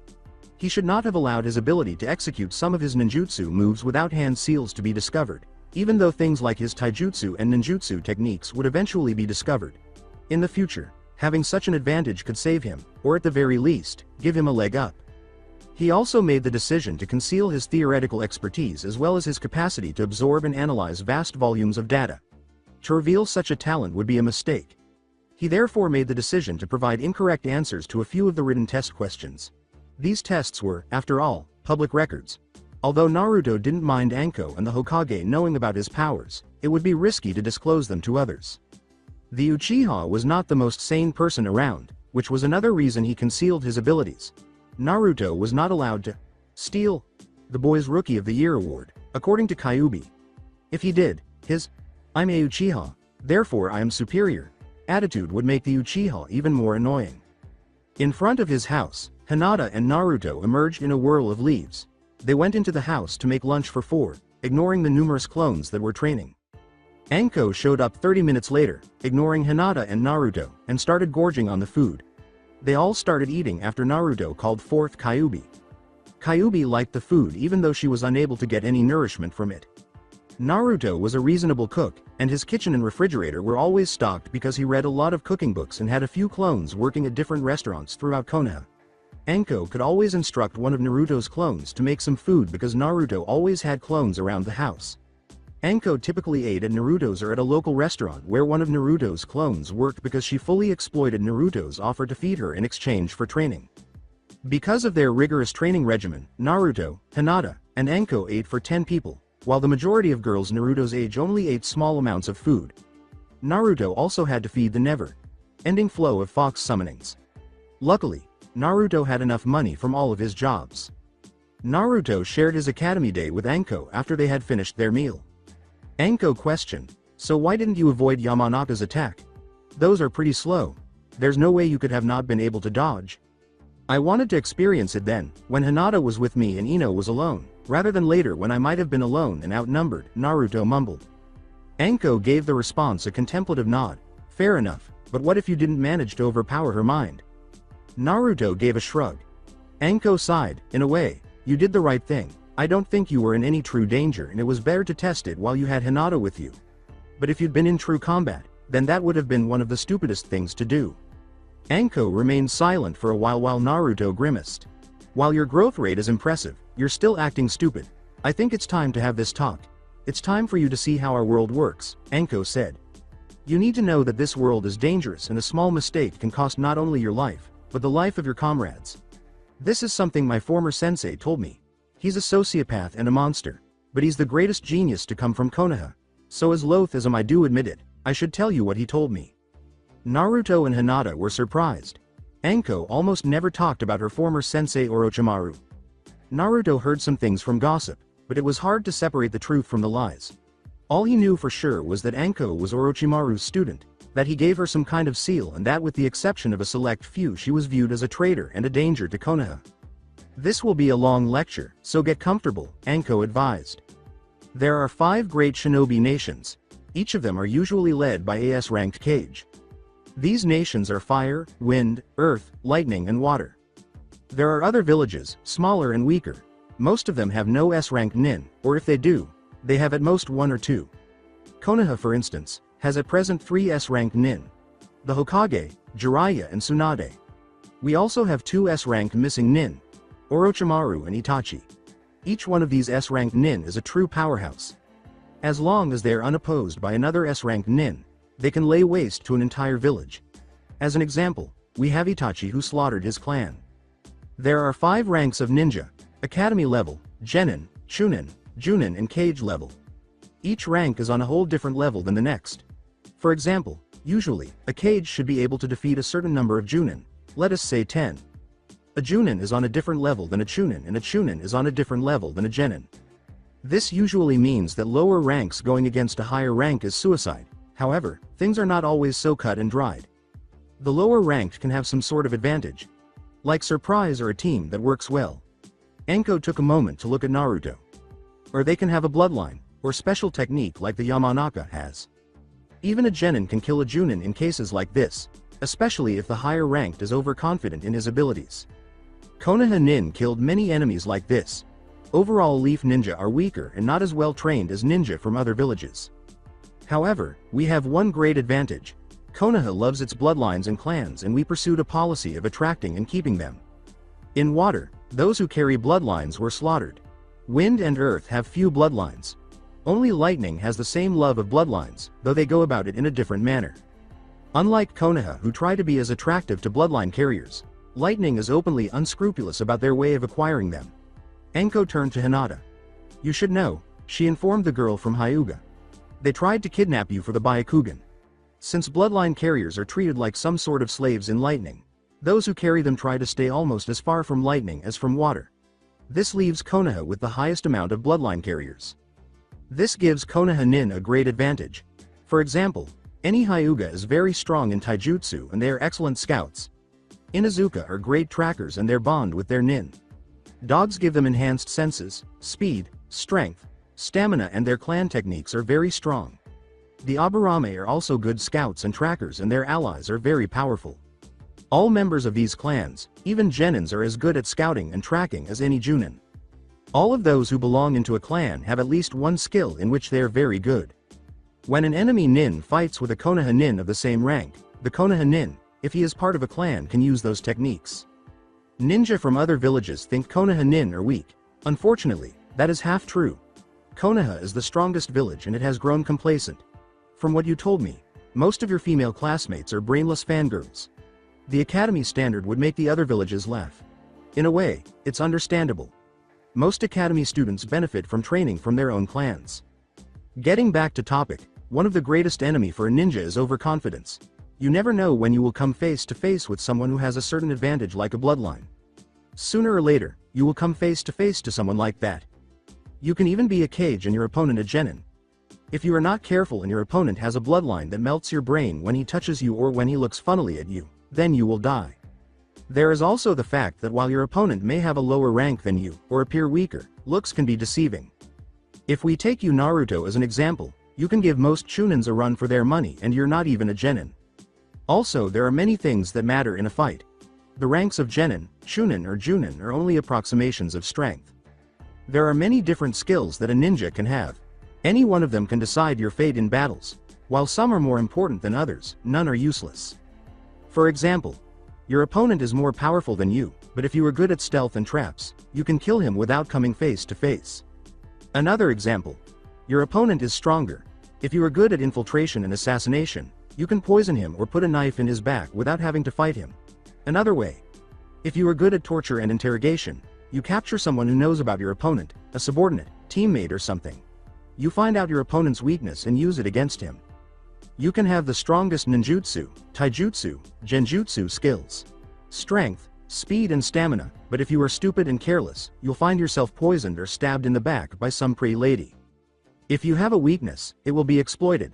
If you have an advantage, sooner or later someone will find a way around it. You are proficient at ninjutsu. They will engage you in taijutsu. You are good at taijutsu. They will use genjutsu. You are strong? They will be faster. You are fast? They will have more stamina. You have more chakra? They will evade until you are exhausted. You do not know how to fight a sword user? They'll come at you with swords. You are nice and like to help people? They will use that to trick you. You are inexperienced? They will find it easier to find a strategy to defeat you. Your enemies will try assassination, poison, lies and trickery. They'll use traps and throw weapons at you. We are ninja. There is no such thing as fairness. Your enemies will always use unfair tactics against you. If you are careless, you die. Do you understand? Naruto gave a sober nod. Overconfidence gets you killed. Stupidity gets you killed. Weaknesses in any area can lead to death. It is good to have an advantage in a certain area, but there is always a way to work around it. Anko gave a nod. In time all ninja learn that there is more to being a ninja than flashy techniques, and we all learn from our mistakes. One more thing that you must keep in mind is that even the strongest Kage or a Biju can be defeated by a Junin through the use of suicide techniques. The most important ninja skills a ninja can have are hand seals, ninjutsu, taijutsu, genjutsu, intelligence, force, speed, stamina and chakra, Anko stated. If I were to rank you. Let's see. For hand seals, Naruto is high genin and Hinata is low genin. Ninjutsu. Naruto is high genin and Hinata is low genin. Taijutsu. Naruto is mid genin and Hinata is high genin. Genjutsu. Naruto is academy level and Hinata is low genin. Intelligence. Naruto is chunin level and Hinata is high genin. Force. Naruto is high genin and Hinata is academy level. Speed. Both of you are at genin level. Stamina and chakra. Naruto is high junin approaching low Kage and Hinata is high academy level. While all these are very important, there are other skills. Some are more important and other less. However, any skill can give you an advantage in battle. Some of these skills are chakra control, elemental manipulation, med skills, kinjutsu, ranged weapons, assassination, torture and interrogation, scouting, tracking, stealth, traps, infiltration, survival skills, knowledge, sealing, fuinjutsu, experience, reputation. At the final skill, Naruto and Hinata both arched an eyebrow but remained silent. For Hinata, your chakra control is at chunin level, med skills are at high genin, ranged weapons at genin level, scouting at junin level, tracking at chunin level, stealth, traps and knowledge at genin level, sealing low genin, experience at low genin. For Naruto, your chakra control and med skills are at genin level, ranged weapons at chunin level, scouting and tracking at junin level, stealth at high chunin, traps at high genin, infiltration, survival skills and knowledge at chunin, sealing at low genin, experience at genin level thanks to me, and unfortunately you do have a reputation. Reputation is a double-edged knife. If you have no reputation, your opponents don't know your weaknesses or your strong points. If you do have a reputation, your opponents are more likely to know information about you. While this is usually a bad thing, you can turn it into an advantage. For example, everybody thinks I am insane and bloodthirsty, she laughed. That means that even elite Junin would avoid a fight with me. The Yondaime was said to be so strong that at his appearance at the site of a battle, his enemies would flee. Sometimes reputation can save you of a lot of trouble. Unfortunately, with reputation come other problems. There will always be people who will try to kill you as a way to prove their strength or gain fame. Both Hinata and Naruto gave solemn nods. After a brief period of silence, Anko went on. There is a reason I am training you to the way I am. To continue our lesson, the same way a Junin is a whole level above a Chunin, and a ranked technique is a whole level above a B-ranked technique. Usually the chakra expended for an A-ranked technique is about 10 times higher than the chakra expended for a B-ranked technique. Again, note that I said usually. Techniques are ranked based on a few criteria. First, it is based on chakra consumption. There are other criteria: chakra control, learning difficulty, destructive force, the number of people who are familiar with the technique, the number of people that can learn the technique. Some techniques result in the death or harm to the one who performed the technique, so their rank gets much higher. It is because of this that Naruto's clones can practice E-rank techniques the whole day. As it is now, your clones can master an E-rank technique in a few days. A D-rank technique will be mastered in a matter of weeks. A C-rank technique will be mastered in months, and it will take years to master a B-rank technique. The exception seems to be the shadow clone, summoning techniques and techniques derived from them. You appear to master them faster than I thought. It is probably because of Kyuubi, I think. Again, this is an approximation. You can master them faster if your chakra control and capacity grows and improves. It will also help if you have an elemental affinity. For example, if you have a fire affinity, you will be able to learn fire techniques faster. Another factor is experience, knowledge and intelligence. Anyway, that's about all for today. Now scram to training, Anko said. After a long day of work, the Naruto clones who were hunters came home. In addition to providing a consistent source of income, the clones also contributed by bringing back some of the game they hunted each day. Fresh meat was always needed because the foxes that served as sentries and guards over Naruto's house typically consumed either raw or cooked meat. The hunters brought home fresh meat from their hunts because it was somewhat costly to purchase large amounts of meat from the village, even if the person making the purchase did not resemble Naruto. Luckily, the summoned foxes didn't eat a lot because they weren't big. In actuality, summoned foxes were tiny in comparison to other summons. The foxes were employed more for scouting, guarding, tracking, and transportation than the 3 legendary summons of Konoha the slugs, snakes, and Toadsa, which were all extremely strong and mostly used for combat. The foxes could still be used in combat, but any one of the 3 legendary bosses would be much stronger and more powerful than the fox boss. One of the clones stopped when a fox greeted the hunters, pulled out a scroll, handed it to one of his partners, and began to pet the little fox. After entering the house, the remaining clones proceeded to the kitchen, placed their scrolls on a table, and dispelled themselves. A figure entered the Yamanaka clan head's workroom in the middle of the night. The person walked over and took a seat in the chair behind the desk. The figure carefully searched for several minutes before discovering a scroll. She opened it after biting her finger and wiping it on the scroll. The mind-body change technique, which was only taught to Junin level Nin, was advanced in this instance. Clan members learned to use the less sophisticated one, which was far safer, after they joined the academy. It was risky for an untrained mind to use the advanced form. Grinning, Ino Yamanaka began to read it. The instructors at Naruto's academy moved the class outside onto the training field. Today, we'll have another taijutsu spar, Iruka declared. The pupils were divided into pairs and instructed to spar against one another by the Chunin. Naruto watched the matches of the clan heirs but ignored the majority of them. The boy from Nara abandoned his match. Shoji swiftly prevailed in a battle against one of the civilian children. The boy was strong, but he was not very fast. They were paired with Kiba and Shino. Kiba prevailed because taijutsu was the Aburame's weakness and the Inuzuka's strength. When Iruka signaled to start the match between Naruto and Sasuke, the dark-haired character sneered at Naruto and hurried forward. The boy was fighting in the manner of the Uchiha clan. Sasuke had much more developed speed and agility than the average academy student, which was necessary for the task. It was fortunately not greater than Hinata's. Sasuke and Naruto would have mopped the floor together 3 months ago, but a lot has changed since then. First, Kyuubi improved his senses, speed, strength, and reaction time, much like an Inuzuka would. Second, he worked out and consumed a lot of nutritious food. Third, he had a lot of practice with taijutsu because of his clones, and he now knew a good style. Despite his strength, Sasuke was not as good as his brother Itachi, who at 13 rose to the rank of Anbu captain. And he had no Sharingan. Sasuke was a typical, albeit proficient, student without it. The boy lacked the fighting style that was intended to exploit the Sharingan. Sasuke launched a vicious attack on Naruto, but Naruto was able to sidestep and slap all of his punches and kicks.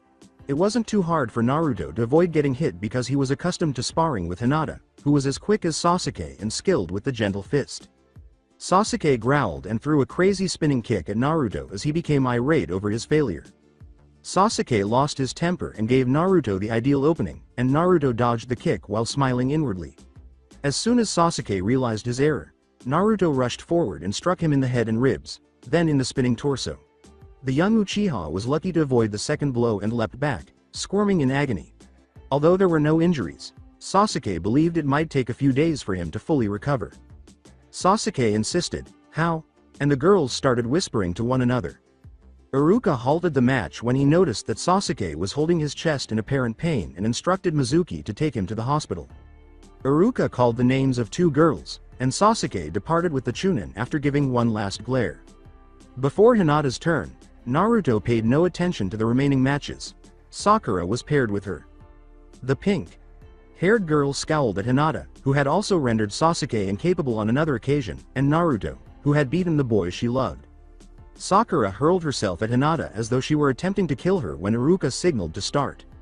Unfortunately for the girl who was attempting to exact revenge on behalf of her crush, Hinata was the strongest girl in the class and most likely the second strongest student after Naruto. Sakura and Ino came in second and third, respectively, but they, like the other girls, didn't take their shinobi careers too seriously, ate far too little for a developing kunoichi, and hardly trained. Sakura became paralyzed as a result. Still congratulating himself on defeating the Uchiha, Naruto went into the forest after Hinata left to train with her father and sister at the Hyuga compound. He was so focused on winning that he didn't notice his assailant hiding behind a tree. The Junin level technique struck Naruto, causing him to fall to the ground. When Ino failed her Genin exam, she saw herself stabbed. She discovered the enormous body of Kyuubi no Yoko when she woke up in a sewer. She became aware of what had happened as her body started communicating with the enormous fox. Naruto was reliving her memories of these things. She, was the Kyuubi no Yoko's container. As Kyuubi and Naruto conversed, Ino watched with interest. She was afraid that she was truly a monster, and she felt her guilt of the boy's guilt. She was surprisingly shaken out of the melancholy thoughts by the Kyuubi.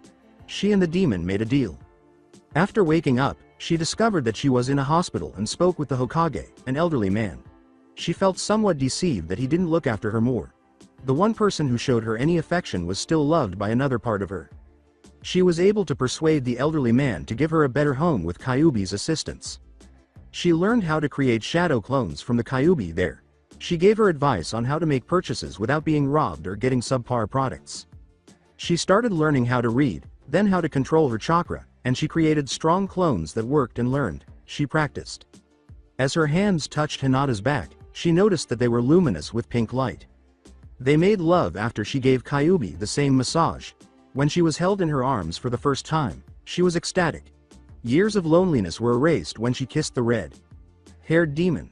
She loved her despite the fact that she was not human. Then Hinata. She shared her trait of being despised and hated by her own clan. Her body flushed beneath hers, and she felt and saw their first moment together. In between groans, she called her name. How she promised to keep Hinata safe, the second person she really cared about. She relived the moments spent with the two individuals who swiftly came to dominate her life. The village despised Anko for being Orochimaru's apprentice, but she persuaded him to train them.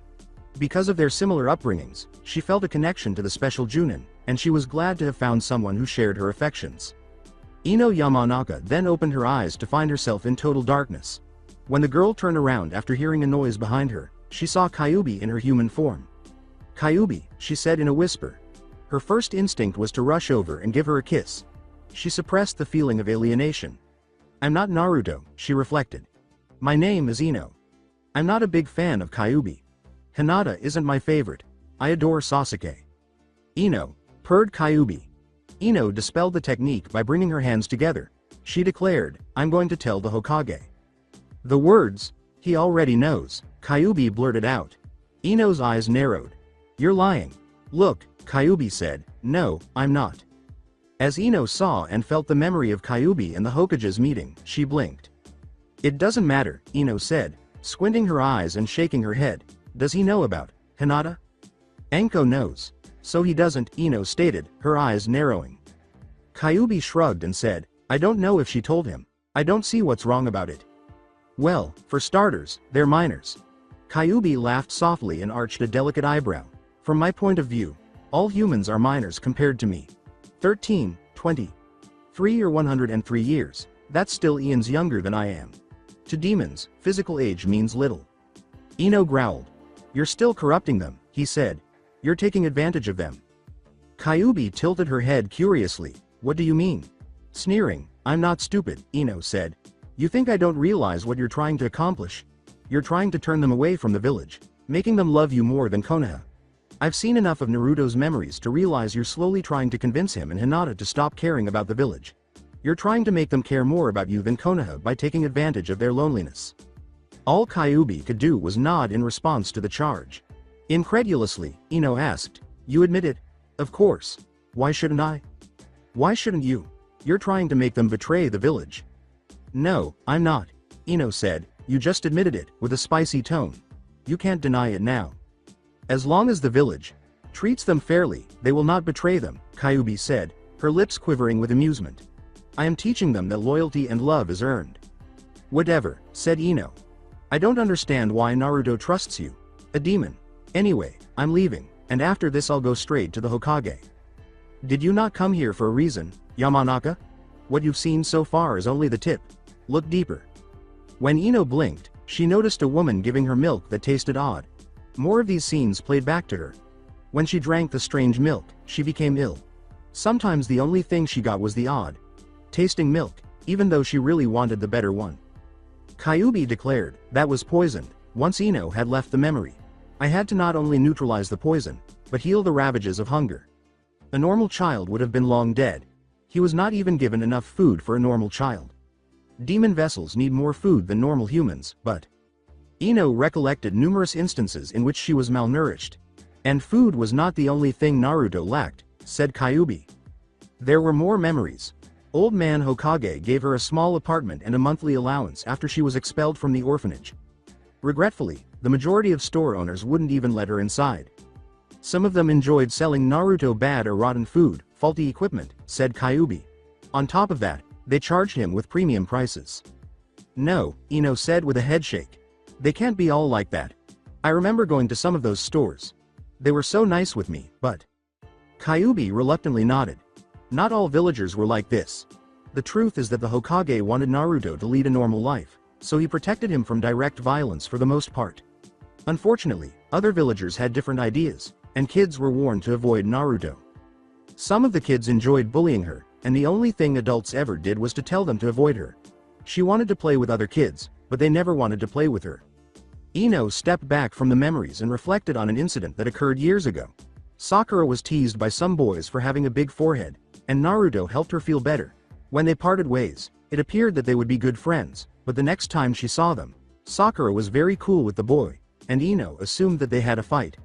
When she asked her parents about it, they advised her to avoid Naruto. Yes, Kyuubi replied, echoing Ino's thoughts. That was really painful for Naruto. He believed he had made a friend. When Sakura informed her that they couldn't be friends, she blinked away her tears. Why? Ino muttered, that's not fair. I can't really blame the villagers for this particular thing, Kyuubi said, shaking her head. They couldn't really tell if Naruto was dangerous or not, after all. They had the right to warn their kids not to engage with Naruto as long as they had any suspicions. A child shinobi is even more dangerous than an adult shinobi. An imprisoned child with a demon could be lethal. In addition, the village does not like Naruto. If they were associated with the village outcast, they would not want their kids to experience that distaste. Naruto is not their top priority. Their children are. They see Naruto as nothing more than a stranger, and they owe him nothing. Kyuubi went on after Ino nodded. Most adults just ignored him, acting as though he didn't exist, and only a small percentage actually attempted to hurt him. They can be divided into 3 groups based on whether they actually attempted to hurt him. She was thrown out of stores, yelled at, ignored, and punished by his teachers, and she received medical assistance reluctantly or occasionally completely ignored by the healers. Ino witnessed sneers, disgust, and cold stare after cold stare. The flood of memories was halted by Kyuubi. First, there are people who adhere to or go beyond the bounds of the law. Here, we have the store owners who either won't sell him anything or charge exorbitant prices for subpar products. Then there are the healers who reluctantly or completely refuse to provide him with medical assistance. The academy teachers, on the other hand, made every effort to undermine Naruto's education.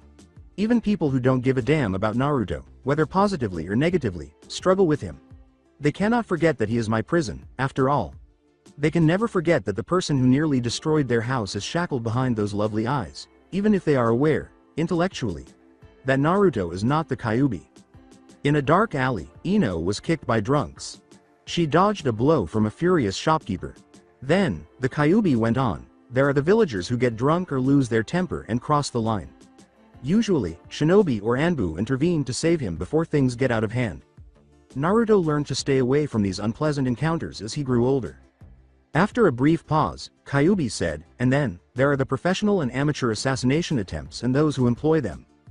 From her first professional assassination attempt to her final one before being expelled from the orphanage, Ino shivered in shock during the 4 attempts. The first 2 times, the demon stated, Naruto promptly forgot about the attempts on his life and was unaware that anyone had tried to kill him.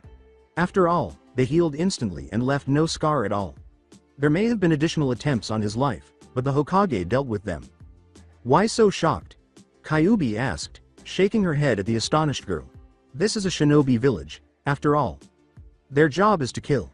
As long as the compensation is high, anyone can hire someone to kill people. Some are exempt from paying at all. Some members of the village council or clan leaders have Junin at their disposal. No, contended Ino, the Hokage can do only so much. Kyuubi cut in. Yes, he is the village leader. He is, in theory, the village's absolute ruler. However, you cannot be so gullible as to believe that he will get what he wants. Take a look at Naruto. The third created a law to give Naruto a happy childhood in addition to protecting him. Did it occur?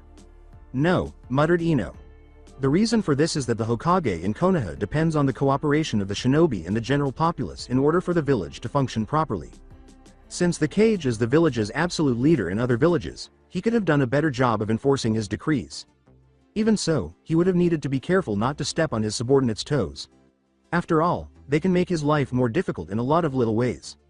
The villagers in Konoha decided to follow the letter of the law but disregard its spirit after the third passed a law. However, Kyuubi went on, the majority of the villagers just don't care about Naruto. They don't want to be known as demon lovers and have that hatred spread about them, so they are more tolerant of him because of me or because other people despise him. Just a handful of people showed Naruto any kind of concern. That's Anko, Hinata, and me. A plethora of memories flashed through Ino's mind, and she blinked. Then there's the Hokage, a ramen stand owner and his daughter. Ino appeared perplexed by this point. I have to leave. Before you depart, Yamanaka Ino, do 2 more things. Keep in mind that you are not permitted to discuss me with anyone who is unaware of it, not even Sasuke Uchiha. It is a secret of the S-class. Another piece of advice. Since you were able to see Naruto's mind, maybe you should also see the memories of the Uchiha. You ought to see what the person you believe you love is thinking. Farewell, Ino. After Ino vanished, Kyuubi smiled, realizing that the Mind Walker had already viewed too many of Naruto's memories, and that she was just as shocked by the attack as Naruto was, and that she was upset because she didn't think Naruto would be happy if she killed him. Luckily, Kyuubi realized that although the Mind Walker had discovered some information she didn't want to be known, it wasn't anything that would put Naruto in danger. The only possible issue was her close relationship with Naruto and Hinata. But even though it might put Hinata in an awkward situation, it wasn't anything that would put them in danger. Even more fortunate was the fact that the Mind Walker was Yamanaka Ino. In order to enter another person's mind, the Mind Walker must be more powerful and well-trained than the victim's or patient's mind. This is because, once inside a mind, the Mind Walker lives the memoria's senses, emotions, everything instead of viewing them as a movie.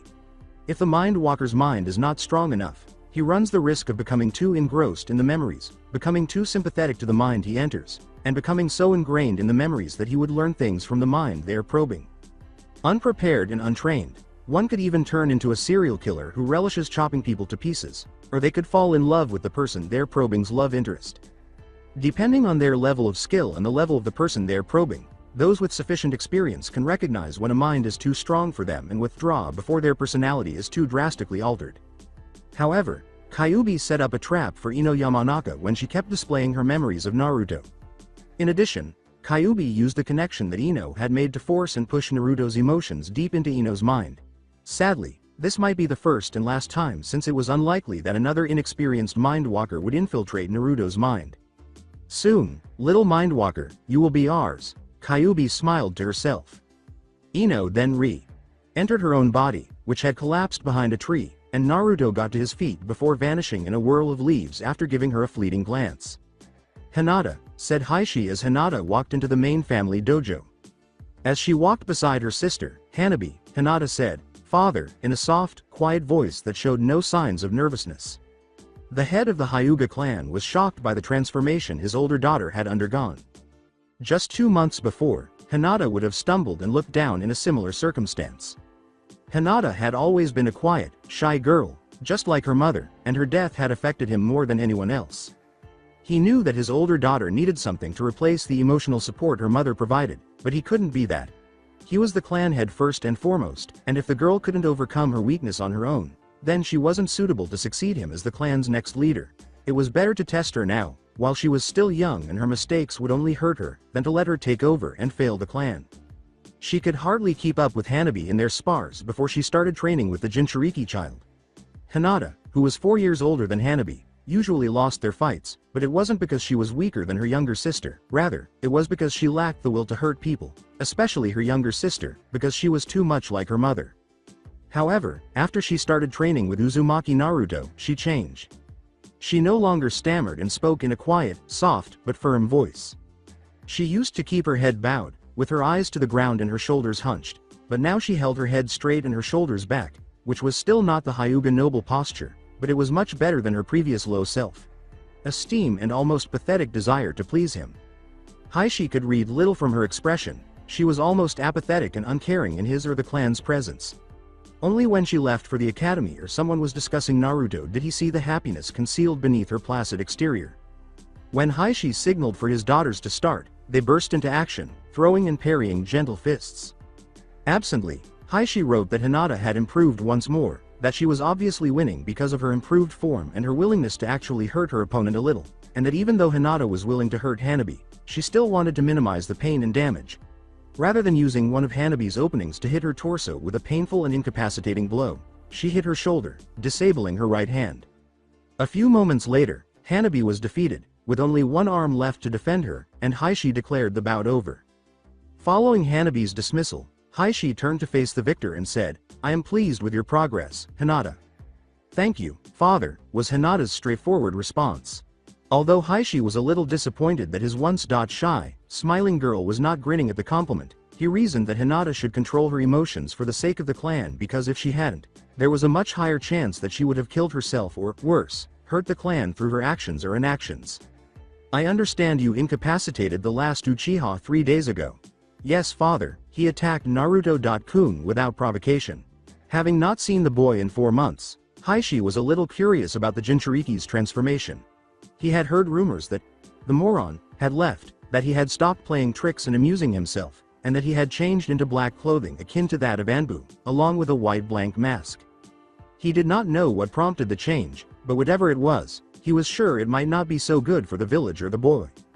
Heishi prided himself on his level head, so he doubted the boy was the Kyuubi like many believed. From the way the boy used to constantly declare he would become the Hokage, he was certain the boy had no nefarious plans for Konoha. His eyes told him that much. But that was in the past, with a simple-minded boy who had a desperate craving for the recognition of the villagers.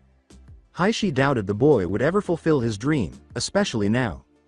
While a grinning blonde idiot, who continued to try to please the villagers and gain their love and respect endlessly, might have a good chance to ultimately change their hearts, or at least the hearts of the younger generation, this new Naruto was another matter altogether.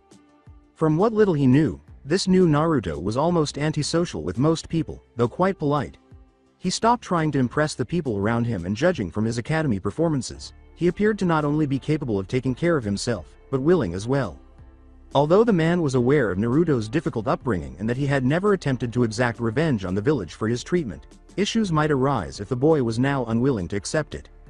He briefly considered telling Hinata to stop her interactions with the boy, but he quickly dismissed the idea because Hinata was still getting better, which meant the clan would benefit from it, and the boy was a Jinchuriki, who might be a useful tool for the Hyuga. He decided that it was best to wait and consider his options carefully before making a decision, so he would let Hinata train with the boy until then. Naruto arrived at his house in a whirl of leaves after his encounter with Ino and sat down beneath a tree. "Kyuubi?" he inquired. Kyuubi appeared, took a seat beside him, and rested her head on Naruto's shoulder. "Yes? What is it?" "About Ino." He started. "Oh, I'm sorry, she took me by surprise when most of my attention was elsewhere." Naruto gave a headshake. "I know, it's fine, but I wasn't thinking about that. I wondered why you showed her so much." Kyuubi replied, "She is smitten with the Uchiha boy. Had I released her with only the few glimpses she saw, it would have been more than likely that she would tell him, or someone else, of what she saw." The response caused Naruto to frown. "I don't understand, what keeps her from doing the same thing now?" "It is because of what I showed her. She saw, sensed and felt all those memories. She now knows and feels what you went through your life to some extent. Your feelings for Hinata, for me, were felt by her. To some minor extent, a part of your affection, feelings, emotions were transmitted to her. Naruto exclaimed, "You mean Ino loves you and Hinata?" With a hint of satisfaction, Kyuubi remarked, "I wouldn't go that far, but in a way, yes, you could put it that way." "You mean," voice quivering, Naruto said, "you brainwashed her?" "In a way, it could be considered that. Kyuubi, I told you I don't want to harm the villagers." Kyuubi sighed and said, "I didn't hurt her, Naruto, and you didn't let me finish." "Sorry," chastised Naruto said. "What I was going to say was that it was brainwashing in a small, minor way only. For example, you do not like the Hyuga because of the way they're behaving towards Hinata. Did Hinata brainwash you?" "Of course not. But she told you things, the same way I showed Ino things. The only difference is that the exchange of data between us and Ino was deeper. If instead of telling us of her home life, Hinata showed us her memories, would it be brainwashing? For true brainwashing to occur, the mind, personality, must be, more or less, destroyed." "Oh," Kyuubi remarked, "Ino will be friendlier with you." Naruto said, "You sound pleased," with suspicion. "Of course," said Kyuubi. "Why? You don't like the village or the villagers?" As Kyuubi noted, "I like Hinata, Anko, and you." Naruto gave a nod. "But you don't like the rest, you tolerate them." "Indeed. So, why do you want to be friends with her?" "Well, she's really hot," Kyuubi purred. The demon started sending Naruto distorted pictures, saying, "Just imagine her naked." "Not now, Kyuubi," moaned Naruto. "Anko will be here soon and she'll hurt me if I'm distracted." "You're right," she said with a sigh. "Go and train. Anko is going to punish you again if you slack off." Naruto conquered his task. "That was your fault," complained Naruto. "You kept me awake all night." "Oh, I didn't hear you complain." Kyuubi let out a sigh of relief as Naruto left, muttering about perverted kitsune. She always followed through on her promise to Naruto that she would never lie to him. Luckily, Naruto was stopped before he could finish his inquiries. She believed Naruto was not prepared for the whole truth. She had an enormous mind for a demon lord. It was a characteristic shared by her kind. Ironically, the humans held the opposite view. They believed that demons were merely a slightly more intelligent form of animal. They believed her kind to be violent, malevolent, irrational, and foolish. They believed that demons were ruthless creatures who had no better purpose than to massacre people and wipe out their societies. Of course, their ignorance led to a somewhat limited perspective. She was an immortal, and it was nearly impossible for her to live for eons without learning anything. Indeed, from a human perspective, some of the demons were so dissimilar that they lacked many characteristics that humans use to assess intelligence. However, this distinction in alien intelligence did not render them stupid, rather, it merely made them different. Additionally, humans occasionally only had a tiny piece of their minds when they believed they were communicating with a demon. They occasionally hibernate because they are immortal. Demons occasionally only have shells of their actual selves left after they shut down the majority of their mental faculties, due to injuries or other causes. Naturally, some of her relatives were merely foolish animals. Some of them were actually just as violent and crazy as people believed. Demons also adhere to a distinct set of morals. A lot of people believe that humans are not as good as animals. To them, a human being stepping on an ant is equivalent to killing a human. His life would have been very different if she hadn't spoken to Naruto. When a Jinchuriki was sealed with a demon, they typically enjoyed amusing themselves by making fun of them. While some, like the two Tails, have a more symbiotic relationship with their hosts, the one Tail enjoys driving his hosts crazy. Depending on the host, demon, and reason for sealing, the majority were somewhere in the middle. The difference would have been significant if she had not engaged with Naruto as she had originally intended. It wouldn't have been pleasant, at least not from Naruto's perspective, given her previous personality. She was a little repulsed by the boy's previous fate. She had a suspicion that the Hokage had quietly influenced some of Naruto's characteristics. To become the Hokage, win the respect of the villagers, and defend them with his life was the boy's dream. She was deeply troubled by that last statement. She would never put herself in danger for strangers. The old man had fostered these desires, in contrast to her. Actually, she couldn't hold the man responsible. He wished to defend Naruto in his own way. He would be comparatively safe from the village as long as he remained devoted to them and worked to establish his worth. The Hokage would be forced to order Naruto's death if he were to break with Konoha and become less than faithful, betraying Konoha or going missing. Naruto would have remained in his blissful ignorance if she hadn't stepped in. Without adequate training and maturity, he would have heedlessly entered fights until one of them resulted in his death. Because of his disposition, he might have eventually gained the village's acceptance and even been appointed Hokage. It was a slim chance, but it existed. The former Naruto was like a puppy, a tiny, pathetic creature that yearned for affection and approval and would come back no matter how many times you kicked him. In due time, even the most resolute individuals would feel sorry for such a dog. Of course, some people would happily tear the dog to shreds. There would have been some acceptance of such a Naruto. It would be much more difficult for either the current Naruto or the Naruto she was shaping to be accepted. This new Naruto resembled an enormous, vicious dog. Because they are too dangerous, large, aggressive dogs are not kicked. They can't be kicked like a puppy. You either kill them or avoid them out of fear of getting bitten. Naruto would not have been led down this new route by Kyuubi. But when she started to comprehend the Yondaime's seal, that changed. The seals applied to a Jinchuriki were typically different. All they did was imprison. Regretfully, the Yondaime, being the naive genius that he was, succeeded in doing something different. He was able to tie them together rather than turn Naruto into a prison for her. This implies that she will also perish if Naruto does. Luckily for her, she cannot be killed permanently. That would be unpleasant, to put it mildly, but she would eventually return, eventually. The issue was that Naruto would bring her back. Even though he wouldn't have as much power over her as he did now, it would still exist. Her initial contact with Naruto was motivated solely by self-interest. She believed that she and her jailer should have some kind of understanding. She later understood, however, that this curse might become a boon. If she overlooked his more bothersome tendencies, she discovered that the boy was a pleasant companion. After educating the boy and putting an end to his bothersome behaviors, she started to like him. She was now content with her new circumstances. It was definitely more fun than sleeping. Future plans that the current Naruto would not particularly want were part of Kyuubi's plans. Furthermore, Naruto was not a part of these plans to become Hokage. She didn't see why Naruto should defend Konoha. After all, the great majority of people in Konoha were strangers who were generally antagonistic toward Naruto and never offered assistance. Naruto had no justification for defending them. She would, of course, support him if he still wanted to be the Hokage.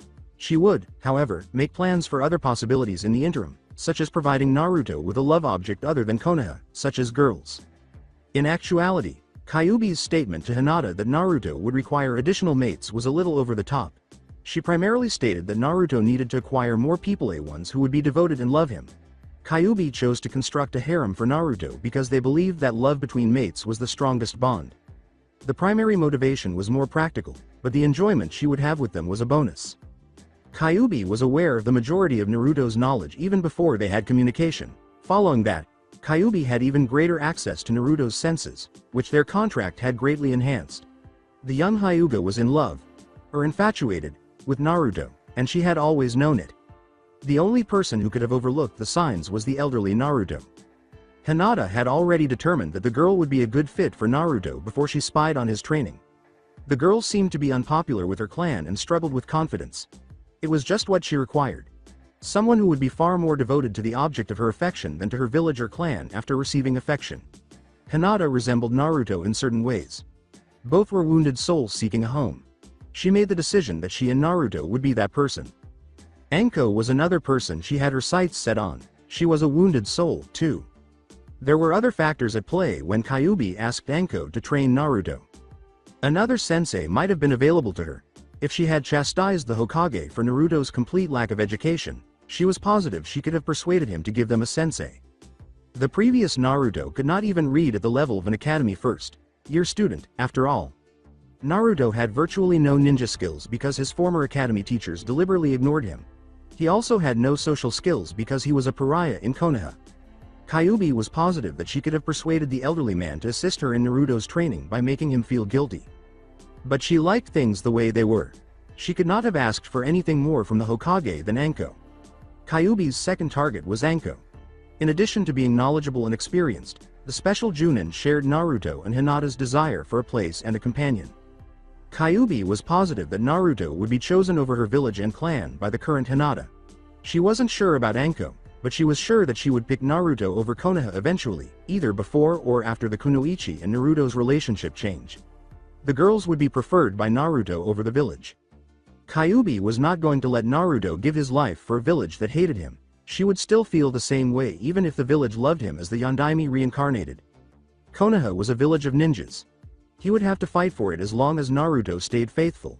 He would ultimately perish in one of their numerous conflicts. Kyuubi was not going to permit this. The old Naruto would have been happy to give up his life for Konoha in the hopes of gaining some small amount of respect.